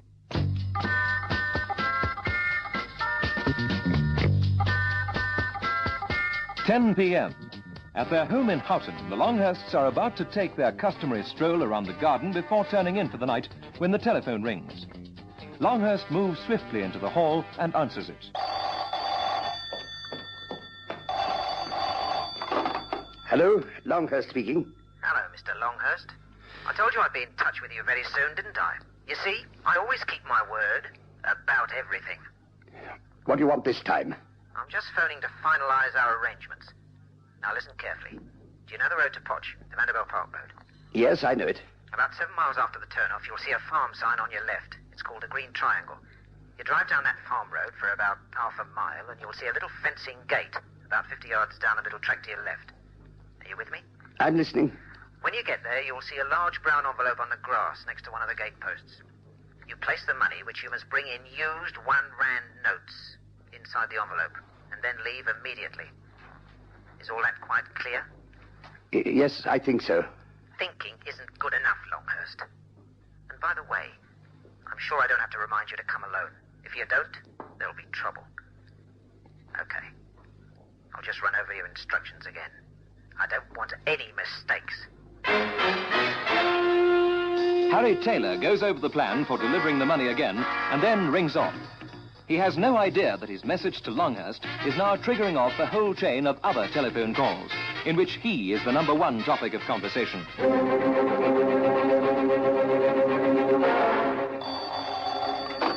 Lieutenant Willis, the ID. Longhurst speaking. He's just phoned again, Lieutenant. He told me where to take the money. He wants it tomorrow night at 6.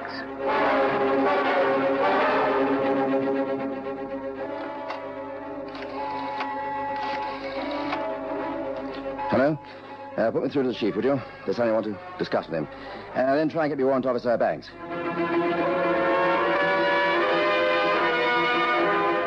Hello, Warrant Officer Banks, sir. Good. I've been trying to find you. This is Lieutenant Willis speaking. I've been talking to the chief, and we'd like you to come along on a little job tomorrow night.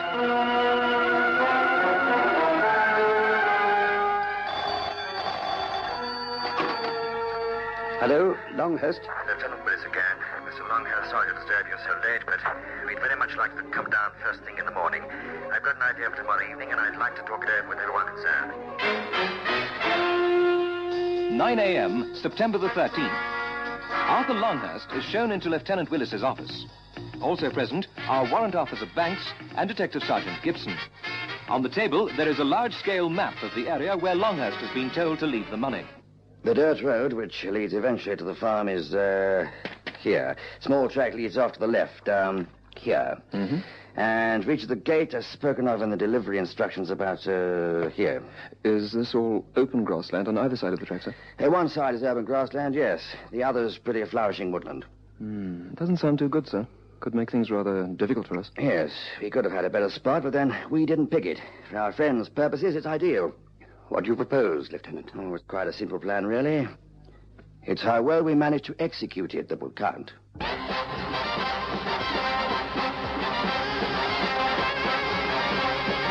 2:30 p.m. Lieutenant Willis and Warrant Officer Banks leave John Forster Square and drive out on the Potchefstroom Road. They reach the place of the intended rendezvous and conduct a quick reconnaissance of the area. They park their car some little way off and camouflage it amongst the foliage. As they had seen from the map, the area to the left of the track is well populated with a large number of tall, strong trees, the leafy green branches providing a wealth of cover, both for the detectives and for the blackmailer. At 6 p.m., unseen by the hidden policeman, Harry Taylor and Joyce Swart arrive, park about a kilometer away, and take up a position from where they can survey the gate. All right, this will do. You can see the gate perfectly from here. Phew, why'd we have to park so far away? Not used to all this walking, especially on this sort of ground. Safety first. That's my policy. If anything does go wrong, and I'm not saying that it will, mind you, just in case it does, then we want to be able to get away real smartish. That's why I wanted to park only just off the road. That spot was the nearest suitable place. Here's the envelope. Do you want it now? I don't want it. Not until there's something in it, anyway. Go and put it down by the gate. Me? Oh, please, Harry. I don't want to get mixed up in this, really, I don't. Well, can't Remember you go... what I said, baby, and get moving.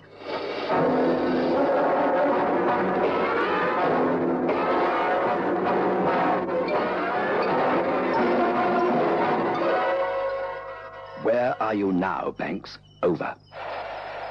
I'm about 10 yards into the trees, almost level with the gate. I moved up a bit because the setting sun was right in my eyes. Couldn't see a thing. Over. All right. I haven't moved from my position. I think this is... Hey, there's someone coming out of the trees about 50 yards up from you. Can you see there? Over. Yes, I can. It's a woman. She's going to the gate, and she's got the envelope with her. Shall I pick her up now, sir, or not? Over. No. Don't make any sort of move at all yet. Longhurst didn't say anything about a woman. And we know there's a man involved. If you pick her up now, we'll probably lose him. Just sit tight. If we wait until after Longhurst's been, we may get both of them at once. In any event, someone will have to pick up the money. So we'll be no worse off, even if we do only get one of them. It's worth waiting. Over. Right you are, sir. She's going back into the trees now, sir. She's gone. Over. Okay. Now, we just sit tight until after Longhurst's been. Just a few more minutes. 6:31 p.m. Arthur Longhurst, with Detective Sergeant Gibson well concealed on the back seat, turns his car onto the little track. Under the watchful gaze of 4 pairs of eyes, all carefully hidden amongst the trees, he drives slowly towards the gates and the waiting envelope. He hasn't got far to go now. I'm going to move a bit closer to the point where that woman went back into the trees.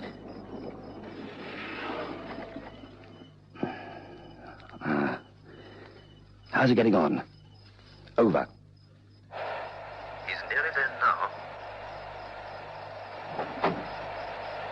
He's picked up the envelope, and he's putting the money inside. That's it. He's finished now. Putting the envelope back by the gate post, and getting back into the car. He's turning around now, sir. Driving away. Over. Good. I've moved further up now. All we've got to do is to wait for the pickup. First theirs, and then ours. 6:58 p.m. It is very nearly dark, and still nobody has made any move to pick up the waiting envelope. Realizing that the dark will help the blackmailer, Lieutenant Willis decides to move in on the point where he thinks they may be. Warrant Officer Banks receives order over the walkie-talkie set to circle round and move in from the other direction. He has almost reached his objective when he sees a small movement from a dark shape silhouetted against the rapidly dimming sky. Somebody just ahead of me, facing the other way. Okay. Let's see if I can get a bit closer before I make my present. What's that? Who's there? I've got a gun! Look out, Harry! They're coming over this way as well! Here we are! Now you're trying to run. I'm getting out of here! Look out of the way! Look out! Come on, get down! Hey, stop! Stop or I'll shoot!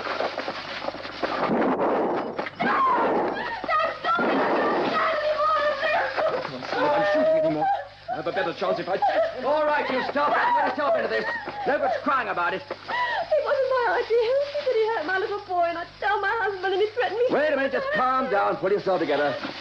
First of all, you can tell me who you are. And what's more important, who he is.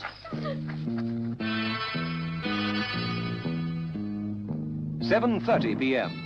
Warrant Officer Banks gives up the search for Taylor, and the 2 police officers take the girl, Joyce Swart, back to headquarters for questioning. She is very bitter at having been forced to act as an accomplice and tells them everything she knows about Harry Taylor. At 9 p.m., Willis and Banks drive to his flat in Brixton and let themselves in with a key they have been given by Joyce Swart.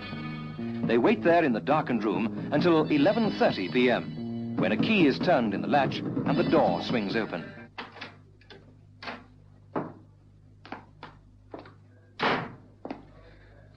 Hold it there, Taylor. Don't try to run again. You won't get away with it this time.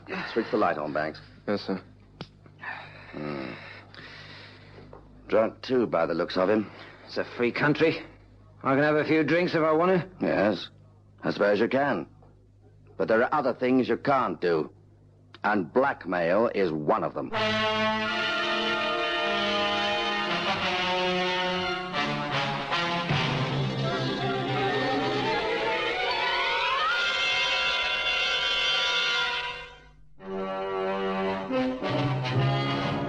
At the subsequent trial, Joyce Swart was given a suspended sentence of 1 year in view of her cooperation with the police. Harry Taylor was found guilty of attempted blackmail and sentenced to 3 years imprisonment. For being in possession of an unlicensed firearm, attempted murder, and resisting arrest, he was sentenced to a further 6 years imprisonment, making a total of 9 years penal servitude. They prowl the empty streets at night, waiting, in fast cars, on foot, living with crime and violence. These men are on duty 24 hours out of every 24. They face dangers at every turn, expecting nothing less. They protect the people of South Africa. These are the men of Squad Cars.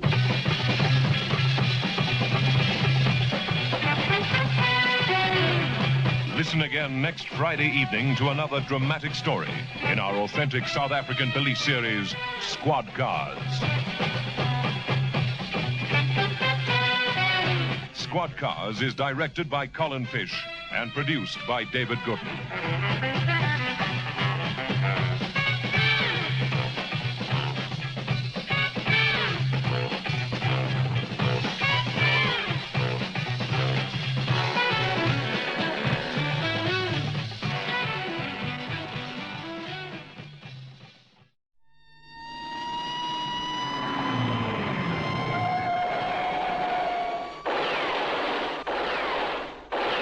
Squad Cars.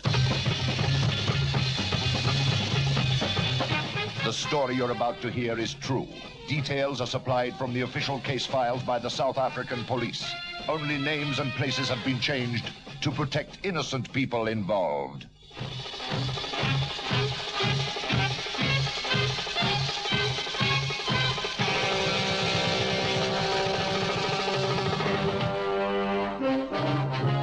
Johannesburg, June the 17th, 10 a.m.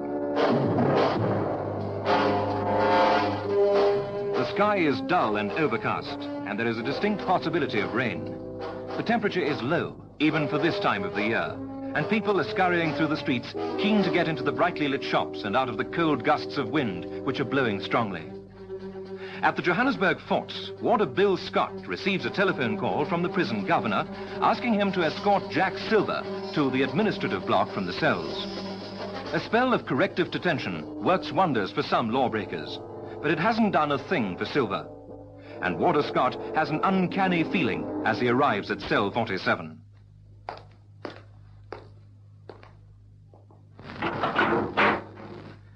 Okay, Silver, time to go in the big world again. Yeah, thank goodness. I thought the day would never come. We've been looking forward to it as well. You're not the only one who's pleased you're leaving. Is that so? Well, you listen to me, you filthy screw. I'm going to remember the time I spent in here. I'm going to remember every damn second of it, and I don't forget things easy. Or faces. All right, that's enough. Just behave yourself long enough to get outside. Come on. Well, don't I get a lecture before I go? I thought we all got a lecture on the day we leave. Not from me. He might from the governor. On the other hand, if he's got any sense, he'll save his breath. You know me pretty well, don't you, Scott? You know when I say a thing, I mean it. Well, you hear this. There'll come a time when you're going to be sorry you ever laid eyes on me. I'm going to make you pay for the years of my life that have been wasted. Those wasted years were your own fault, Silver. Nobody else's. If you commit a crime, you've got to be prepared to accept the consequences. And if you don't let go of my arm and stop talking like an imbecile this very minute, I'll see you spend a lot more time in here as well. Oh, yes, you'd like it, wouldn't you? Well, it's not going to happen, Scott. I'm going out today, and you won't see me here again. Ever.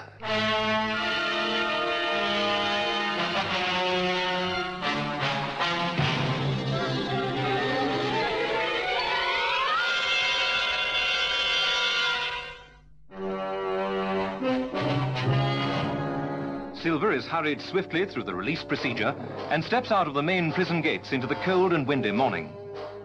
Nobody welcomes his arrival, and nobody in the jail mourns his leaving. He walks slowly in the direction of the city centre, savouring his freedom. He then seems to change his mind and heads along Smith Street, facing the oncoming stream of the one-way traffic until he reaches Braamfontein. He goes into a bar for a large brandy and then makes his way to Jan Smuts Avenue. He stands and watches the people driving past in smart, well-polished motor cars, all seeming to have somewhere to go and something to do. He spits savagely into the roadway, takes a deep breath, and sticks out his thumb in the traditional fashion of the hitchhiker. Come on, you miserable scabs. Give a bloke a lift, can't you? It won't cost you anything. You're all the same blooming squares. Now, we'll see who's boss soon, and it won't be too long neither. I'll show you. That's more like it.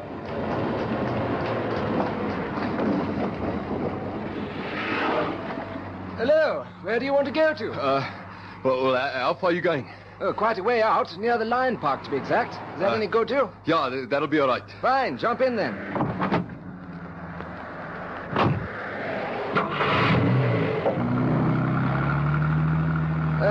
Filthy morning, isn't it? Yeah, horrible. Cold. I'll be glad to get home. Do you live out Brandberg way then? Yeah. Well, no, not yet. Oh, does that mean you're going to? Or maybe I was thinking of buying a farm out that way. Really? I thought land was rather expensive at the moment. Not that I mean... No, I said I was getting a farm, Miss Lick. You're calling me a liar or something? Oh, of course not. It's none of my business anyway. That's right. It's none of your business, so why don't you just keep your mouth closed, get on with the driving? Now, look here. Who the devil do you think you're talking to? I don't have to take this sort of language from you. If you can't keep a civil tongue in your head, I shall set you down immediately. Yeah, you do that if you want to. Well, it's easy for you, isn't it? I mean, you got no money worries. We're not all as fortunate as you are. I really don't see what that has to do with anything. Anybody can be polite, you know. I suppose so. But you see, I always speak my mind. It's got me into trouble before. I'm not surprised. Do you work in Johannesburg? Yeah.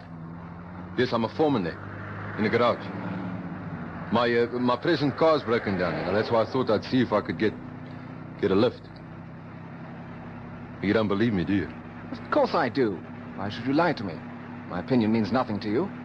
No, that's right. I'm not very good at making conversation now. I only like talking about things that really matter. Yeah, that's all right. Please don't think that you have to talk. I'm quite happy to drive in silence. It's okay with me. You give me a chance to think. Well, I've got a great deal to think about. At the Johannesburg Force, after a brief chat with the governor, Warder Scott decides to telephone an old friend at John Forster Square. The call is 90% social chat, but the other 10% is not. Lieutenant Warwick. Desk here, sir. I've got a Warder Scott from the fort on the line. He didn't know your new extension. All right, pin through, please. Yes, sir. Hello, George. Hello, Bill. How are you keeping? Haven't seen you for ages. You know what it's like. We must have a drink sometime. Yes, as soon as you can make it. Bring Mary over to the house. Yes, I will. Would like that. I'll get her to phone Ruth. They're always better at fixing up this sort of thing than we are. Yes, too true. Anything we organise will be wrong for them. Look, I've got to dash off now, but there's something I thought I might just mention. We had a particularly nasty piece of goods release this morning. Now, I've no real grounds for saying this, except my highly developed nose for trouble. Yes, you can say that again. Okay, Bill, thanks for the tip. We'll keep our eyes open. Just give me the details, will you? 12:45 p.m. Silver and the man driving the car travel in silence until they move out into open country just past Randburg and arrive at the turnoff to the man's home. Oh, sorry about having to drop you here, but you should get another lift soon. I'd shelter under those trees until you see someone coming if I were you. But you're not, are you? You're all right, Jack.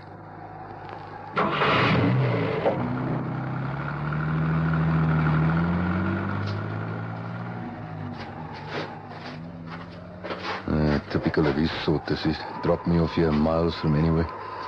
He could easily have taken me on a bit. At least to a garage or shopping centre or something. Oh, well, if that's the way it is, every man for himself. Nobody gives you anything. You've just got to take. 12:55 p.m. There is not much traffic on the lonely road, and Silver gets tired of standing under the trees. He pulls his jacket up over his head for a little extra protection and starts to walk down the road, which runs through a valley with the ground rising fairly steeply on either side. On one side of the valley, there's a house where Mrs. Emily Johnson lives with her daughter, Susan. This is the first house that Silver sees, and he is drawn up the hillside towards it by the warmth of the yellow light coming from its windows, shining brightly in the gloom, and the little clouds of smoke rising gustily from the chimney stack.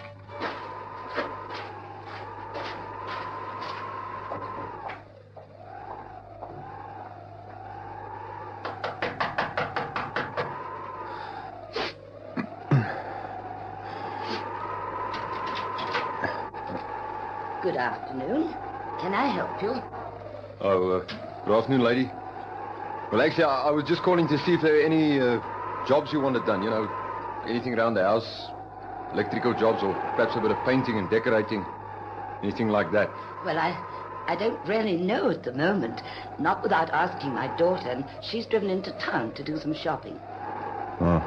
But look, come inside for a few moments anyway. You must be freezing cold. Would you like a cup of soup? It's nice and hot. Yeah, thanks. It'll warm me up a bit. Just come through to this room here. There's usually a beautiful view, but it's so dark today, I've had to switch the lights on. Please, sit down. Oh, I've changed my mind about the soup. You got any brandy? Brandy? Oh, yeah. Well, we do keep a little in the house. Oh, I'll have that. Be better for me. You don't mind, do you? No, not at all. I'll get it for you.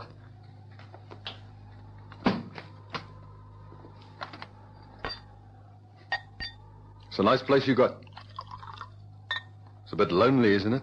A little bit isolated. It is rather quiet, but that's what we like about it. Would you like soda or water or... No, nothing. Oh. Just as it is. There you are. Thanks. Well, that's better. You can't breathe a drop of brandy, can you? It warms your guts.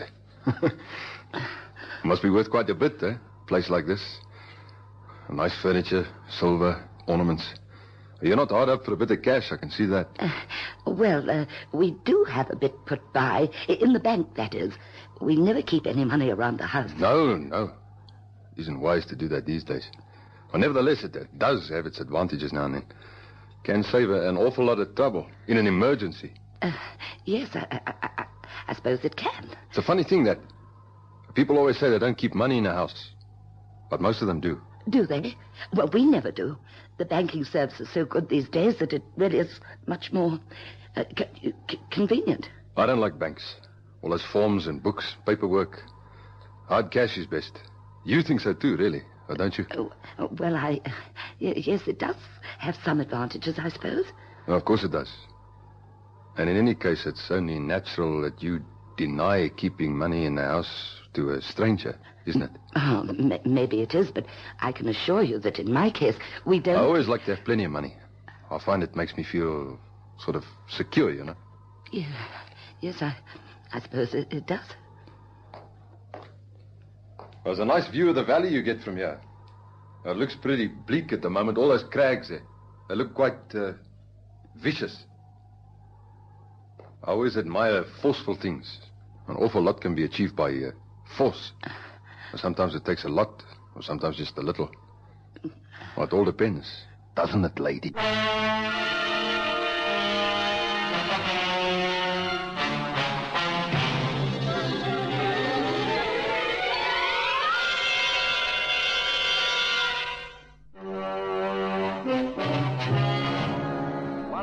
p.m. In the lonely little house on the hillside, Silver continues to torment the old lady, who's becoming more and more nervous. He sits by the fireside drinking brandy and shows no sign of leaving. Ah, that's very cozy. Very cozy indeed. I think I'll just go out to the garage and get some more wood for the fire. I'll get it. Oh, no, it's all right. I can manage. I said I'll get it. Oh. I'm stronger than you are. In the garage, you said? Yes, at the back. There's quite a large pile there. It's okay, lady. It won't take me a minute. Through here, is it? Yes, there's a door in the kitchen that leads outside. Okay. Oh, dear. I should never have let him in. Yes, I will.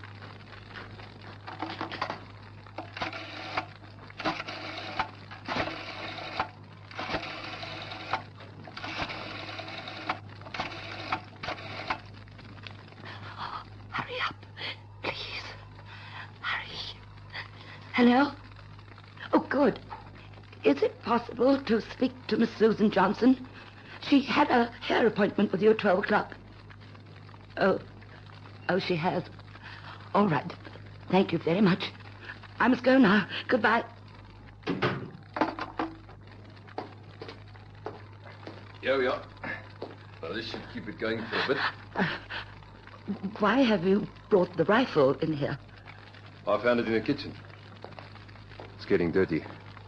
Thought I might clean it a bit for you. Oh, well, there's no need. It used to belong to my brother before he passed away. He used to hunt, you see. Did he now?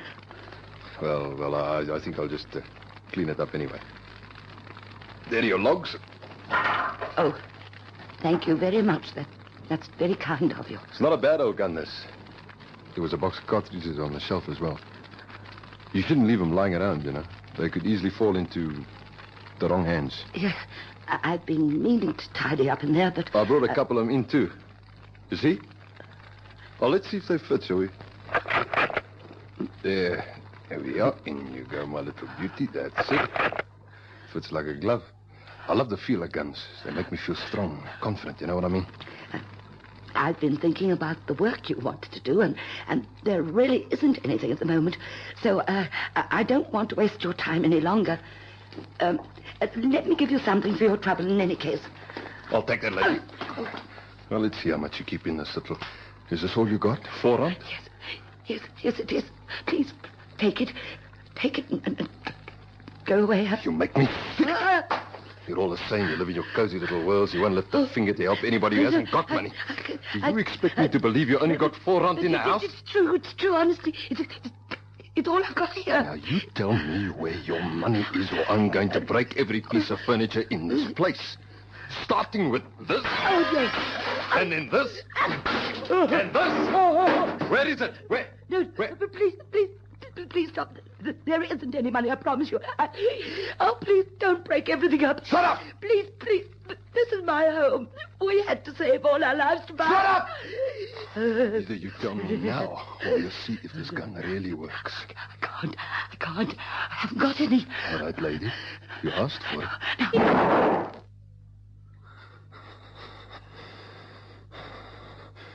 You should have told me, lady. You should have told me.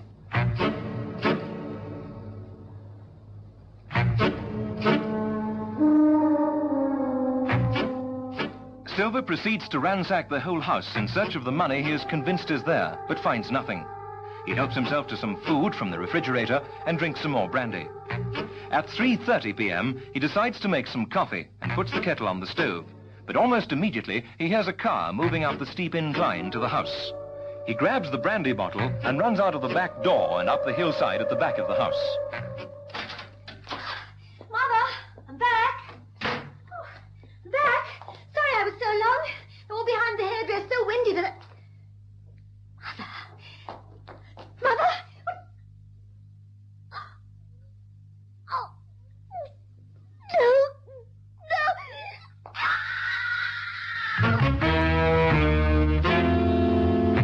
At Radio Police Headquarters, Brixton, Constable Buerter is one of the men on duty answering emergency calls. He's had several matters to deal with already during the afternoon, but nothing like the hysterical voice that he now has to deal with.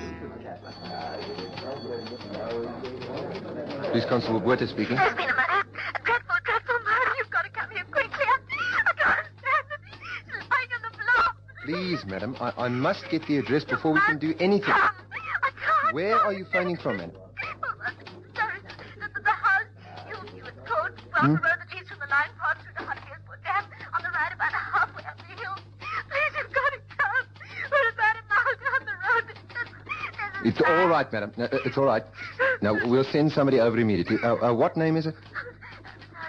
My name's Susan Johnson. My mother. All right, madam. Put your receiver down. We'll be there in a few minutes. Goodbye. 3:50 p.m. Police Constables Williams and Henske in car 17 arrive at the Johnsons' house. Susan Johnson is still crying hysterically in her bedroom, and they can get very little sense out of her. Whilst Constable Henske tries to get some sort of coherent statement, Williams radios back to headquarters.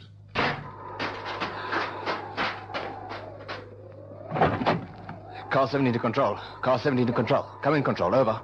Control to 17, receive you. Come in, 17, over. Calling from the Johnson house. Woman murdered by shooting in front room. Broken china and furniture all over the place. It looks very recent. Repeat, very recent. Blood still wet, body still warm. Over. All right, 17, we'll send assistance immediately. Over and out.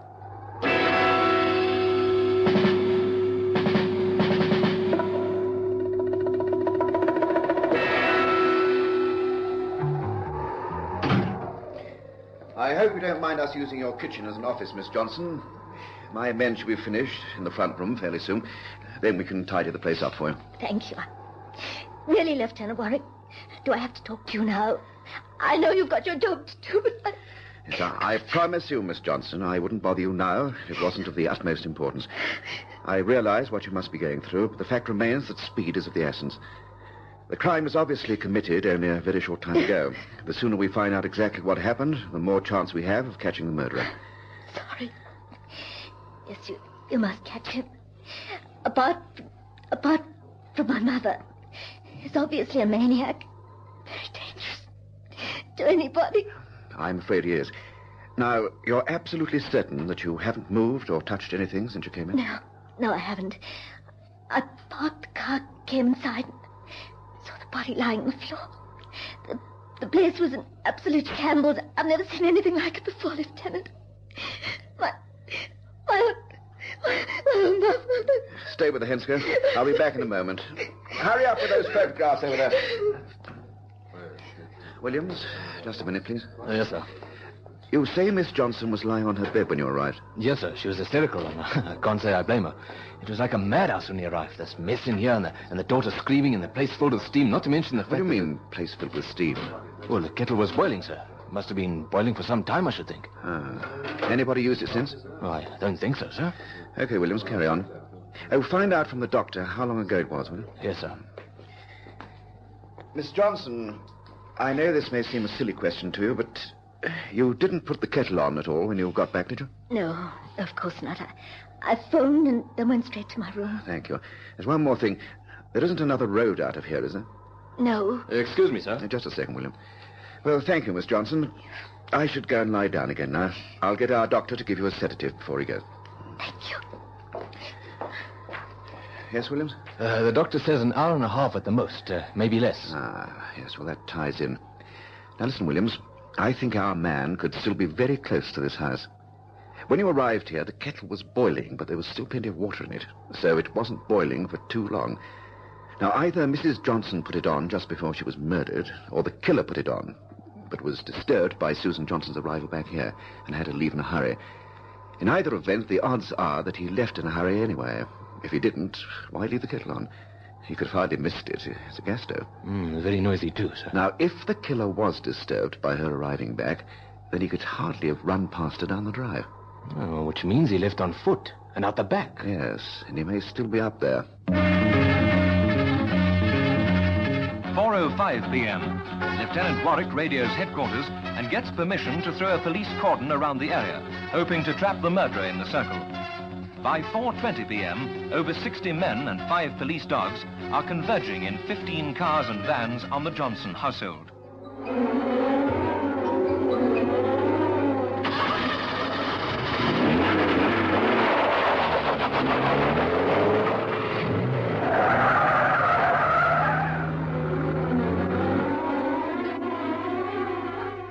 Men and cars, as requested, are on their way. In addition, cars 12 and 29 are patrolling the main road. Over. I'll take your control.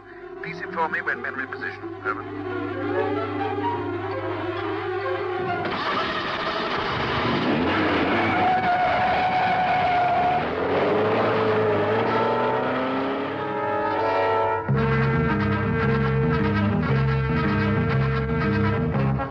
5:15 p.m.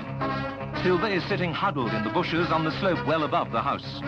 He is watching the police activity in the house, unaware of the net that is steadily closing around him from all sides. The brandy bottle is empty, and his senses are dulled. When he finally becomes aware of the danger, it is too late.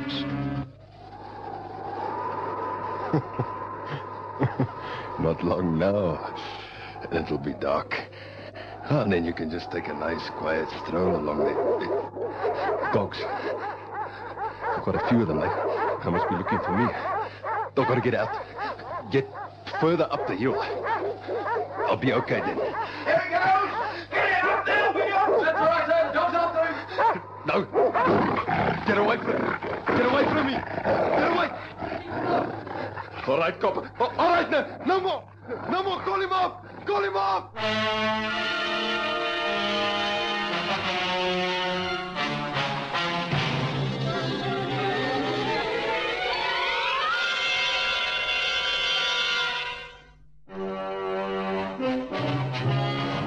This trial, Jack Silva was found guilty of murder and was sentenced to death.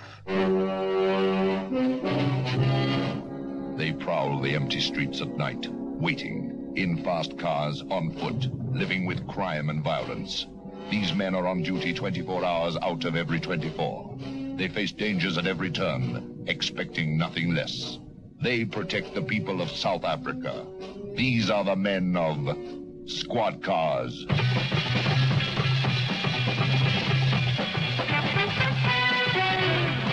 Listen again next Friday evening to another dramatic story in our authentic South African police series, Squad Cars. Squad Cars is directed by Colin Fish and produced by David Gooden.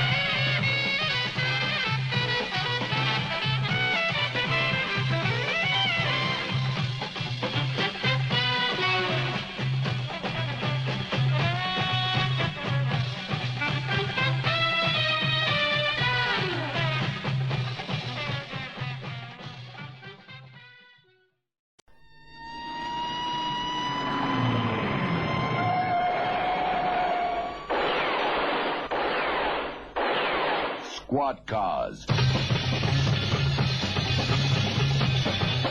The story you're about to hear is true. Details are supplied from the official case files by the South African police. Only names and places have been changed to protect innocent people involved.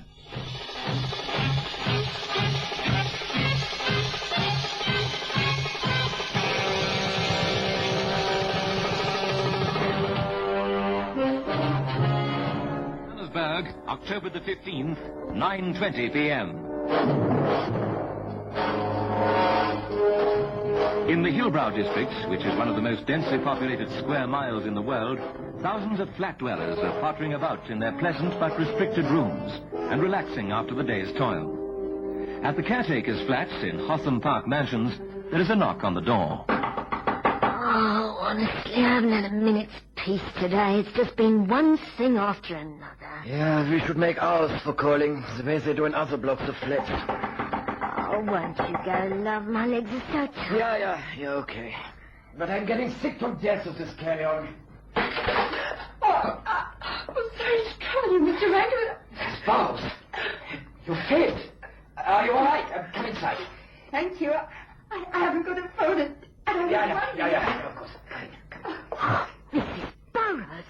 Oh, whatever ever so much, dear. Mother, I was silly enough to open the door. They've taken some of our things and they hit me and... Dear. Oh, it was terrible. Terrible.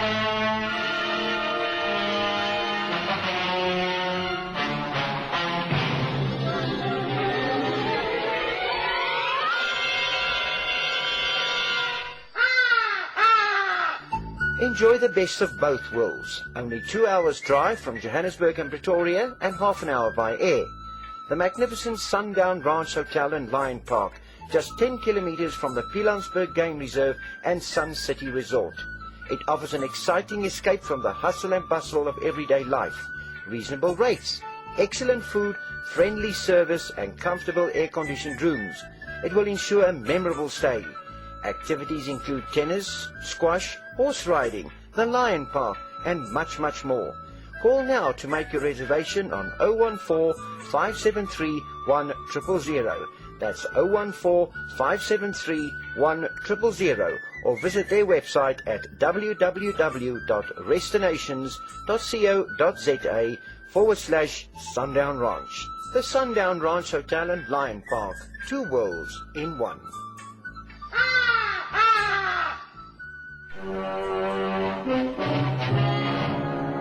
The caretaker of Hotham Park Mansions calls the flying squad while his wife comforts Susan Burrows. She has been cleaned up and is able to talk to Warrant Officer Gray. There were 2 of them. Middle 20s, I'd say. Why did you let them in, then? Wasn't it taking a chance? Well, through the peephole on my door, I could see only one of them. He seemed respectable enough. He said he was helping to conduct a survey. He had some papers with him, so it seemed all right. Of course, the minute I opened the door, they came bursting in. Why didn't you shout for help? Well, it's all very well, but you don't think that quickly. I was confused. It took me a moment or two to realize what was going on. Yes, but when you did realize what was happening, why didn't you call out I then? was too afraid. They said they'd kill me. One of them had a gun. Go on. It's very distressing to have to talk about it. I can understand that, Mrs. Burrows, but we have to find out what happened. Well, I thought that they were just going to... I thought they wanted money. I gave them what I had in my purse. Then they went through the flat, taking things of value that were small enough to carry. My radio, bits of jewelry, a fur stole, and a tape recorder. They put some of it in a pillowcase from the bed. I was praying they'd go, and it looked as if they were on the point of leaving, and then one of them started hitting me with his fist. He used a lot of bad language, called me all sorts of filthy things, and... All right. And the other one... Okay, Mrs. Burrows. It's all over now. Oh, they were filthy pigs! October the 15th, 8 a.m. The head of the CID on the Witwatersrand Ranch, Brigadier Hansen, summons Captain Shepherd to his office. Morning, sir. Good morning to you, Captain. Come and sit down. The terrible twins paid another call last night. Yes, I read the report. Sit down, Captain. Thank you, sir. Well, that's a total of 5. No joking matter, I'm afraid. No, sir. We're doing our best to put a stop to it all. How are you getting on? Well, the patrols in that area have been doubled. Well, obviously our efforts haven't been enough. 5 lonely women have been assaulted and robbed in the space of a fortnight. I think we must make another plan. I'd welcome any suggestions, sir. The pattern's always the same. They choose attractive women on the young side who live alone. And heaven only knows when they'll strike next. I decided to rig a trap. Now, to do that, we need bait. Send our visitor through, will you? We'll put what I have in mind into effect as soon as possible. In the meantime, the double patrol in the area is to continue. Very good, sir. I'll see to that. Miss Gibbons, sir. Oh, good. Come in, Miss Gibbons. Come and meet Captain Shepherd. How do you do, Captain? How do you do, Miss Gibbons? Miss Gibbons is a wardress, a member of the prison service. She's volunteered for the job. Very attractive bait, if I may say so, sir. Thank you, sir. You may say so, Captain, and I hope our quarry will think the same. Sit down, Miss Gibbons. Thank you. And judging from the look on his face, I'd say the captain was worried about you. It's a very dangerous undertaking, sir. By all accounts, Miss Gibbons is a very capable young woman. She knows of the risk involved. And it makes no difference. Well, as long as you know what you're letting yourself in for. The Brigadier's already acquainted me with the facts, thank you. And no matter how graphic my accounts of the assaults have been, they've done nothing to make her change her mind. Now, I propose we get cracking right away. A flat has been arranged for you, Miss Gibbons, in Paul Nell Street, a block called Bishop's Court, number 409, 4th floor. You're to pick up the key from the caretaker. Now, she knows nothing of what's going on. She's just been instructed by the agents that Miss Gibbons is the new tenant and that she's going to pick up the key. Is it furnished? No, I thought about that. But it occurred to me that we need to expose you around the Hillbrow area. Choosing furniture seemed like a good activity for you. Yeah. An account has been opened for you at a bank. And you're to start right away living what, to all intents and purposes, is a normal life. Your story is that you were recently divorced in Bloemfontein, and if anyone wants to know, and you've come to Joburg to get over it all. I want you to wear attractive clothes, short skirts, draw attention to yourself. Be seen around Hillbrow a lot, indulge in window shopping, frequent the coffee bars and steakhouses, go to the cinema. And when you buy groceries, meat and vegetables, make a point of emphasizing that you're only buying for one. Be careless with the information that you live alone, all right? I'm ready, sir. Well, what special precautions have you laid on to protect Miss Gibbons, sir? None. That's your job. I'm sure you'll see to that side of things. Yeah. Well, have you anything in mind? Only one detail that seemed important. I think it'd be a good idea if you rigged the panic button. Panic button, sir? Some sort of communication device which Miss Gibbon could trigger to summon help. A sort of push-button device? That's it. And obviously you'll have men on duty in that vicinity 24 hours a day. I was thinking in terms of a squad car of men, specially detailed to patrol the area intensively but unobtrusively. They must never be more than a couple of blocks away. Very good, sir. Miss Gibbons goes to Bishop's Court, collects her key, and visits a furniture shop in the vicinity to purchase and arrange delivery of essential items such as a bed, table and chairs, and an easy chair. They are delivered that same afternoon. She closes the door behind the delivery men and hears a knock about 30 seconds later. Although it's early in the operation, she still approaches the door with some caution. Looking through the peephole, she sees a man she doesn't know, wearing a grey overall. She calls to him through the door. What do you want? Shepherd & Sons to fit that extension you ordered. Oh, just a minute.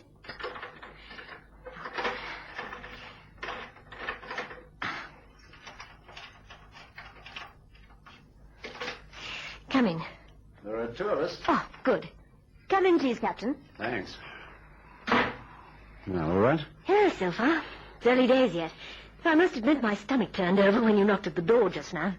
It's a bit bleak, isn't it? It's all I'll need tonight. I'll go shopping again tomorrow. Besides, the budget's not unlimited, you know? Now, where do you want this thing fitted? Well, how does it work? Oh, it's an ordinary push button. It'll look like a service bell. But after it's been installed, when you press it, it activates an alarm buzzer in the special squad car. It works on a radio system. Oh, genius. By the door, I think. It'd be a bit obvious, wouldn't it? Well, that's where I'm going to need it. All right. Stick it up in the door jamb here, Sergeant. All right, sir. That'll be easy. Take just a few minutes. The police technician quickly fixes up the special panic button linked to the squad car. Finished, sir. Right. Well, let's test it, shall we? How are you going to do that? Well, we give it a press, like so.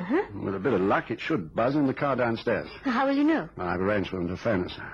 Yes, I had a chuckle to myself about that. In my own home, I can't get a phone even though I applied 2 months ago. And here I get one without even asking. It's the Brigadier's influence. He knows the right strings to pull. Obviously he does. Oh, I wish he'd pull a few for me. Hey, that was quick. Do you think it's your man? Well, answer it. It's the only way to find out. Hello? Miss Gibbons? Yes, that's right. Who's that? Officer Gray speaking. We got your message loud and clear. Oh, that's comforting. Where are you? Glen Street, phoning from a corner cafe. Oh, tell me, what's the range of this thing? Well, 2 miles, I'm told, but we'll never be more than half a mile away. That you can be sure. You can be here in a couple of minutes? Definitely, if not sooner. We'll be listening for you at all times. All right, Mr. Gray. Thank you very much. Good luck. Thank you. Bye for now. Does that make you happier, Miss Gibbons? It's very reassuring. It was a very good idea. There's something else to make you feel better, too. What's that? Well, pick up the receiver again. Now say hello. Who to? Try it. Hello? Miss Gibbons? Yes, that's me. We're monitoring your phone, Miss Gibbons, 24 hours a day. The captain thought it'd be an added safety precaution. Oh, the captain's very thoughtful. All right, Constable, thank you. Cheerio, miss. Well, you seem to have thought of everything. I hope so, for your sake. Do you think that they'll come? It's up to you. Depends on what sort of a job you make of displaying yourself. You make me sound like a streaker or an exhibitionist anyway. It's an essential qualification. The second part, at least. Now, this is the last direct contact there'll be between us. You'll be in touch by phone, though, won't you? From time to time, just to see how you're getting on. Find out if there's anything you need. I'll be all right. Yes, I'm sure you will.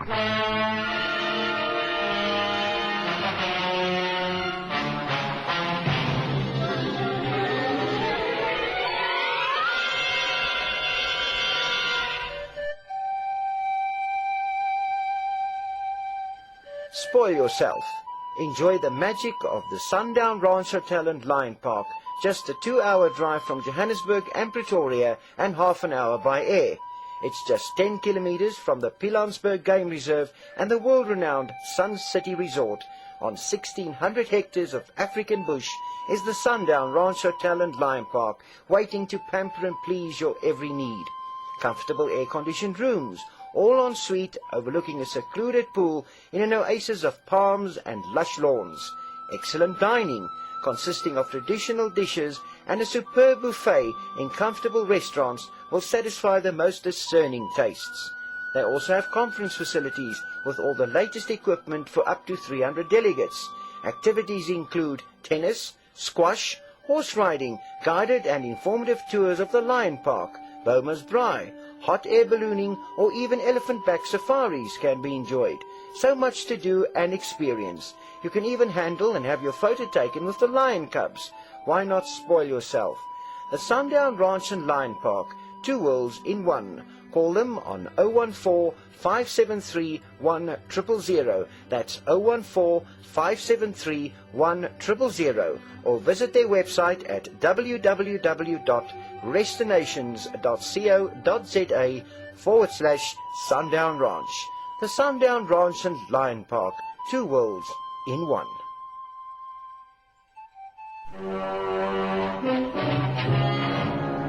Miss Gibbons goes through the motions of a bachelor girl settling into a new flat in a new town. Jobson steak for one, please. I'm new around here. I'd like to open an account. Hello? Aldous Dairy? Oh, I'd like to place a regular order for a pint of milk.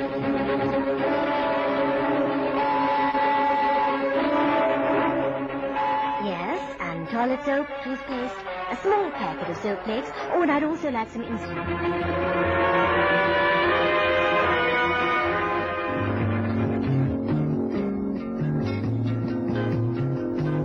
Miss Gibbons spends the evenings at home, but nothing happens.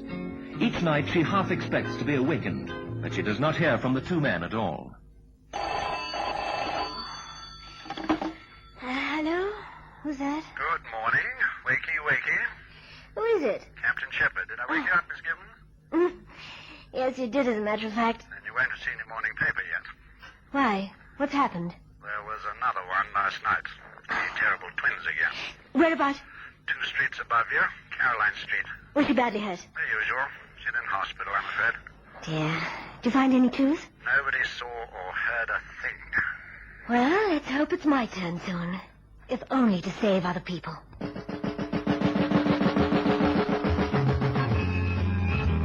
Miss Gibbons continues her daily routine, but nothing happens at all. Then at 9:35 p.m. on the 24th of October, she returns to her flats after going to the cafe on the corner for some cigarettes.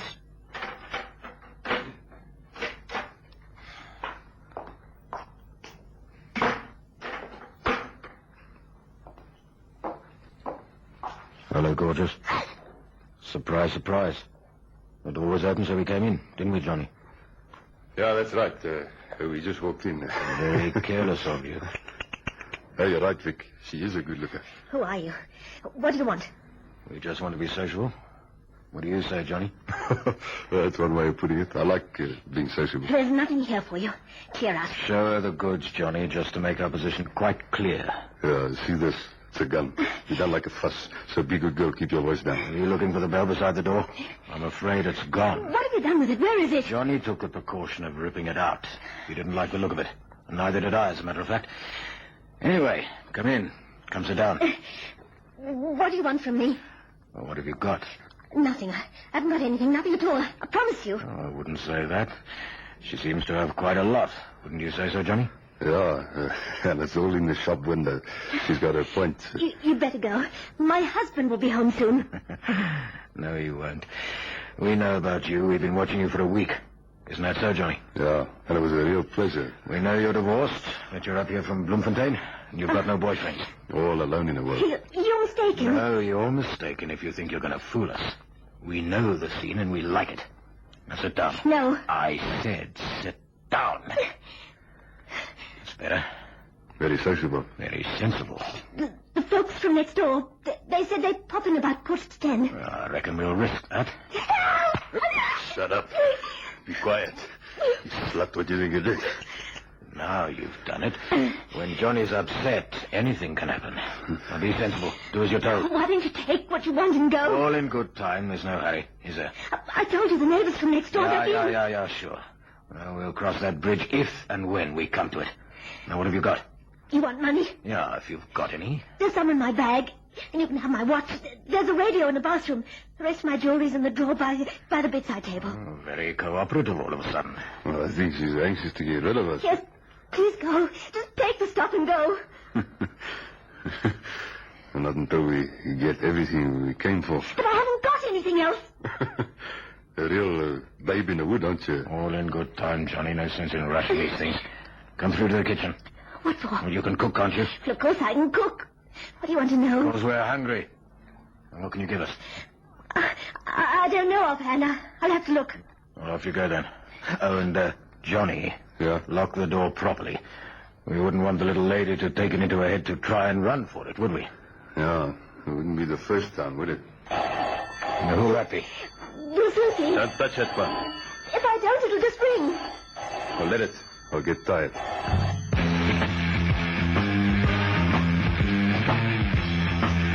In his office, Captain Shepherd is busy on several telephones at once, but he can get no reply from Miss Gibbons' telephone.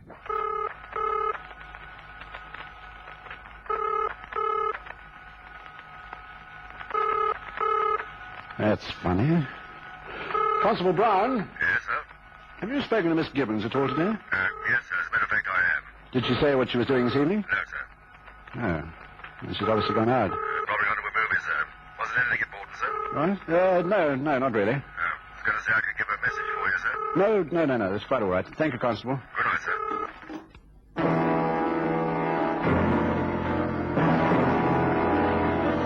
At the flat, the two men continue to torment the young prison wardress, forcing her to cook for them.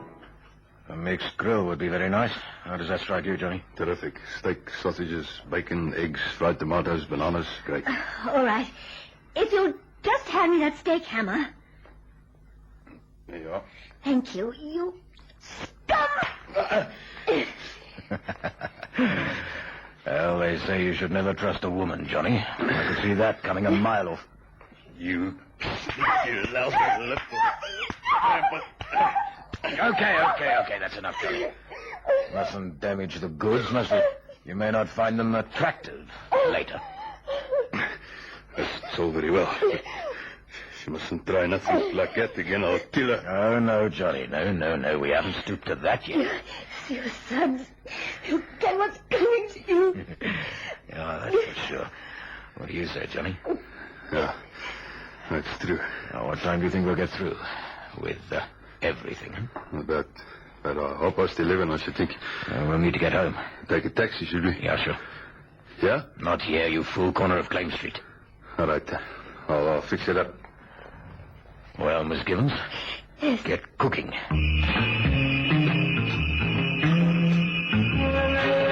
The man called Johnny lifts the receiver and rings the number of a radio taxi firm. Hello, taxi? Hello, taxis. I want to order a cab for 11:30, corner Paul Nell and Claim Street. Corner Paul and Claim. What name is it?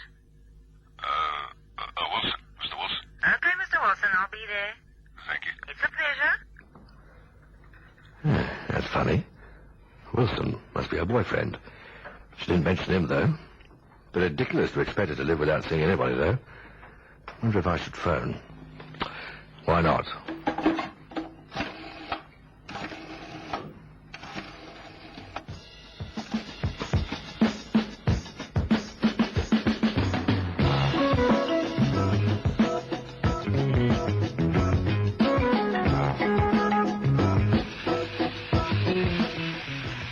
Lots of bacon. Johnny's got a tremendous appetite, haven't you, Johnny? Again, I don't like it. You want me to answer? Not a chance. Just leave it. More bacon. What did you manage to find, Johnny? I'm doing all right. With 43 rand, transistor radio, the watch, of course. checkbook, odds and ends of jewelry. It was enough to make it worthwhile. Your friend got tired. Well, let's hope we have a bit of peace now. Duty Constable Brown decides that the call to the taxi firm and the fact that he can get no reply are sufficient to justify a call to Captain Shepherd. Captain Shepherd? I hope I didn't wake you, sir. Constable Brown. Yes, what's the matter? Just little things, sir, but I thought you'd better know about it. You remember you tried to phone Miss Gibbons? Yes. Well, a few minutes ago, a man phoned from her number and booked a taxi for 11:30. Said his name was Wilson.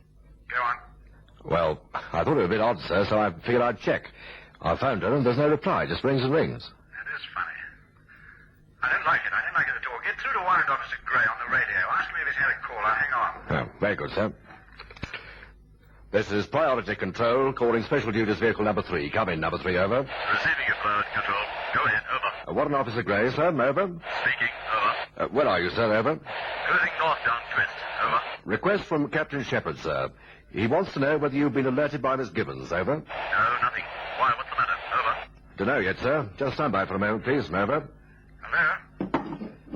Hello, sir. They've heard nothing, sir. Funny, I don't know what to make of it. I don't want to go dashing up there, sort of interfering in her private life. It would be very embarrassing. Yes, sir. Besides, if she was in trouble, she'd have used her panic button. Yeah, it's true, sir. Well, you better leave it, Constable, but thanks for phoning anyway. Oh, very good, sir. And phone me if there are any other developments. Yes, sir. Hello, Special Duties number 3, over. With your Priority Control, over. The captain says where to relax, sir, over. All right, Priority Control, over and out.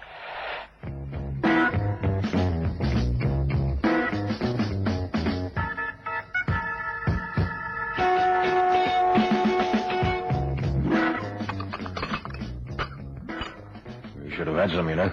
Terrific. I couldn't eat. You see, Johnny, you've upset her. Never mind. She'll be all right later. You've got a very forgiving nature, Johnny, after the way she caught you with that meat hammer. No, I reckon it'll all be worthwhile. It was great. But if something to drink wouldn't go amiss, you know. Wash it all down. There isn't anything. Bad luck, Johnny. You'll just have to be satisfied with dessert. There isn't any. You hear that, Johnny? There isn't any. You keep away from me. Keep away. I'll scream. I warned you what would happen if there was any of that. Just keep away from me. Relax, sweetheart. Don't be all tense. The phone. Watch it, Johnny. Come here, you now.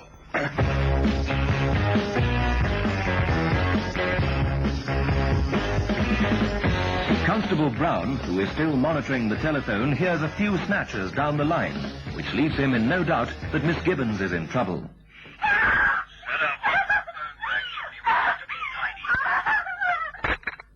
Oh, that settles it.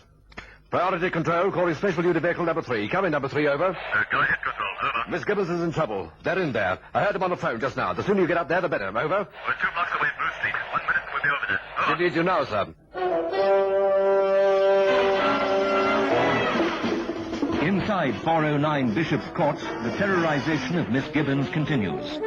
The man called Vic holds her in a double arm lock. You kick me and you'll get hurt real bad. Hold it still, man. I am. Don't waste time. Keep away from me. Right. Now I'm gonna get nasty with you, little slut. It's the cops. Open the door! What about the window? We're too far up. What are we gonna do? Okay, stand where you are. Are you all right, Miss Gibbons? Yes, sir. I'm all right, thank you. Although it gave me a pretty rough time. Okay. Come on, you two. Let's go.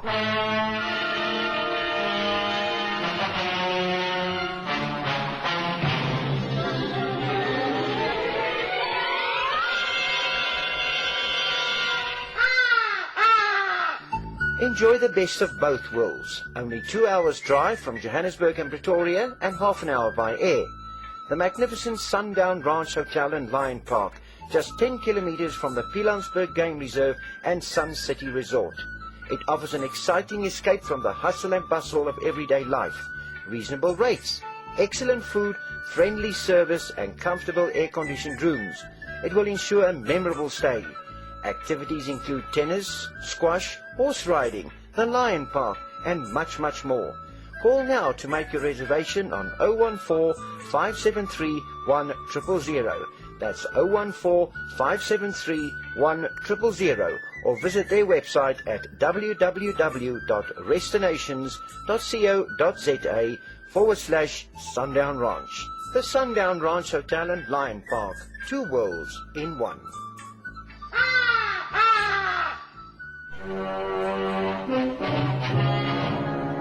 At their trial, evidence was led by the defense that Johnny Black was not fit to plead, as he had been voluntarily committed to a mental institution on 2 previous occasions. The judge ordered him to be detained during the state president's pleasure. Victor Slavitt was found guilty of robbery and assault, and taking his most serious crime into consideration, the judge sentenced him to 20 years. Pauline Gibbons was commended by the judge for the courageous way in which she had approached the assignment.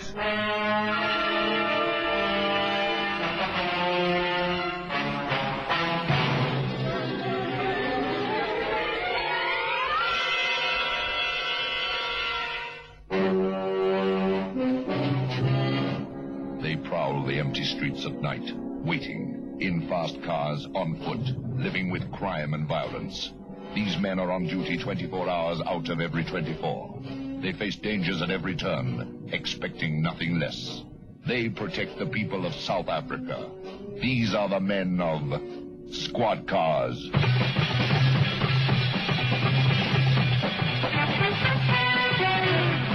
Listen again next Friday evening to another dramatic story in our authentic South African police series, Squad Cars. Squad Cars is directed by Colin Fish and produced by David Goodman.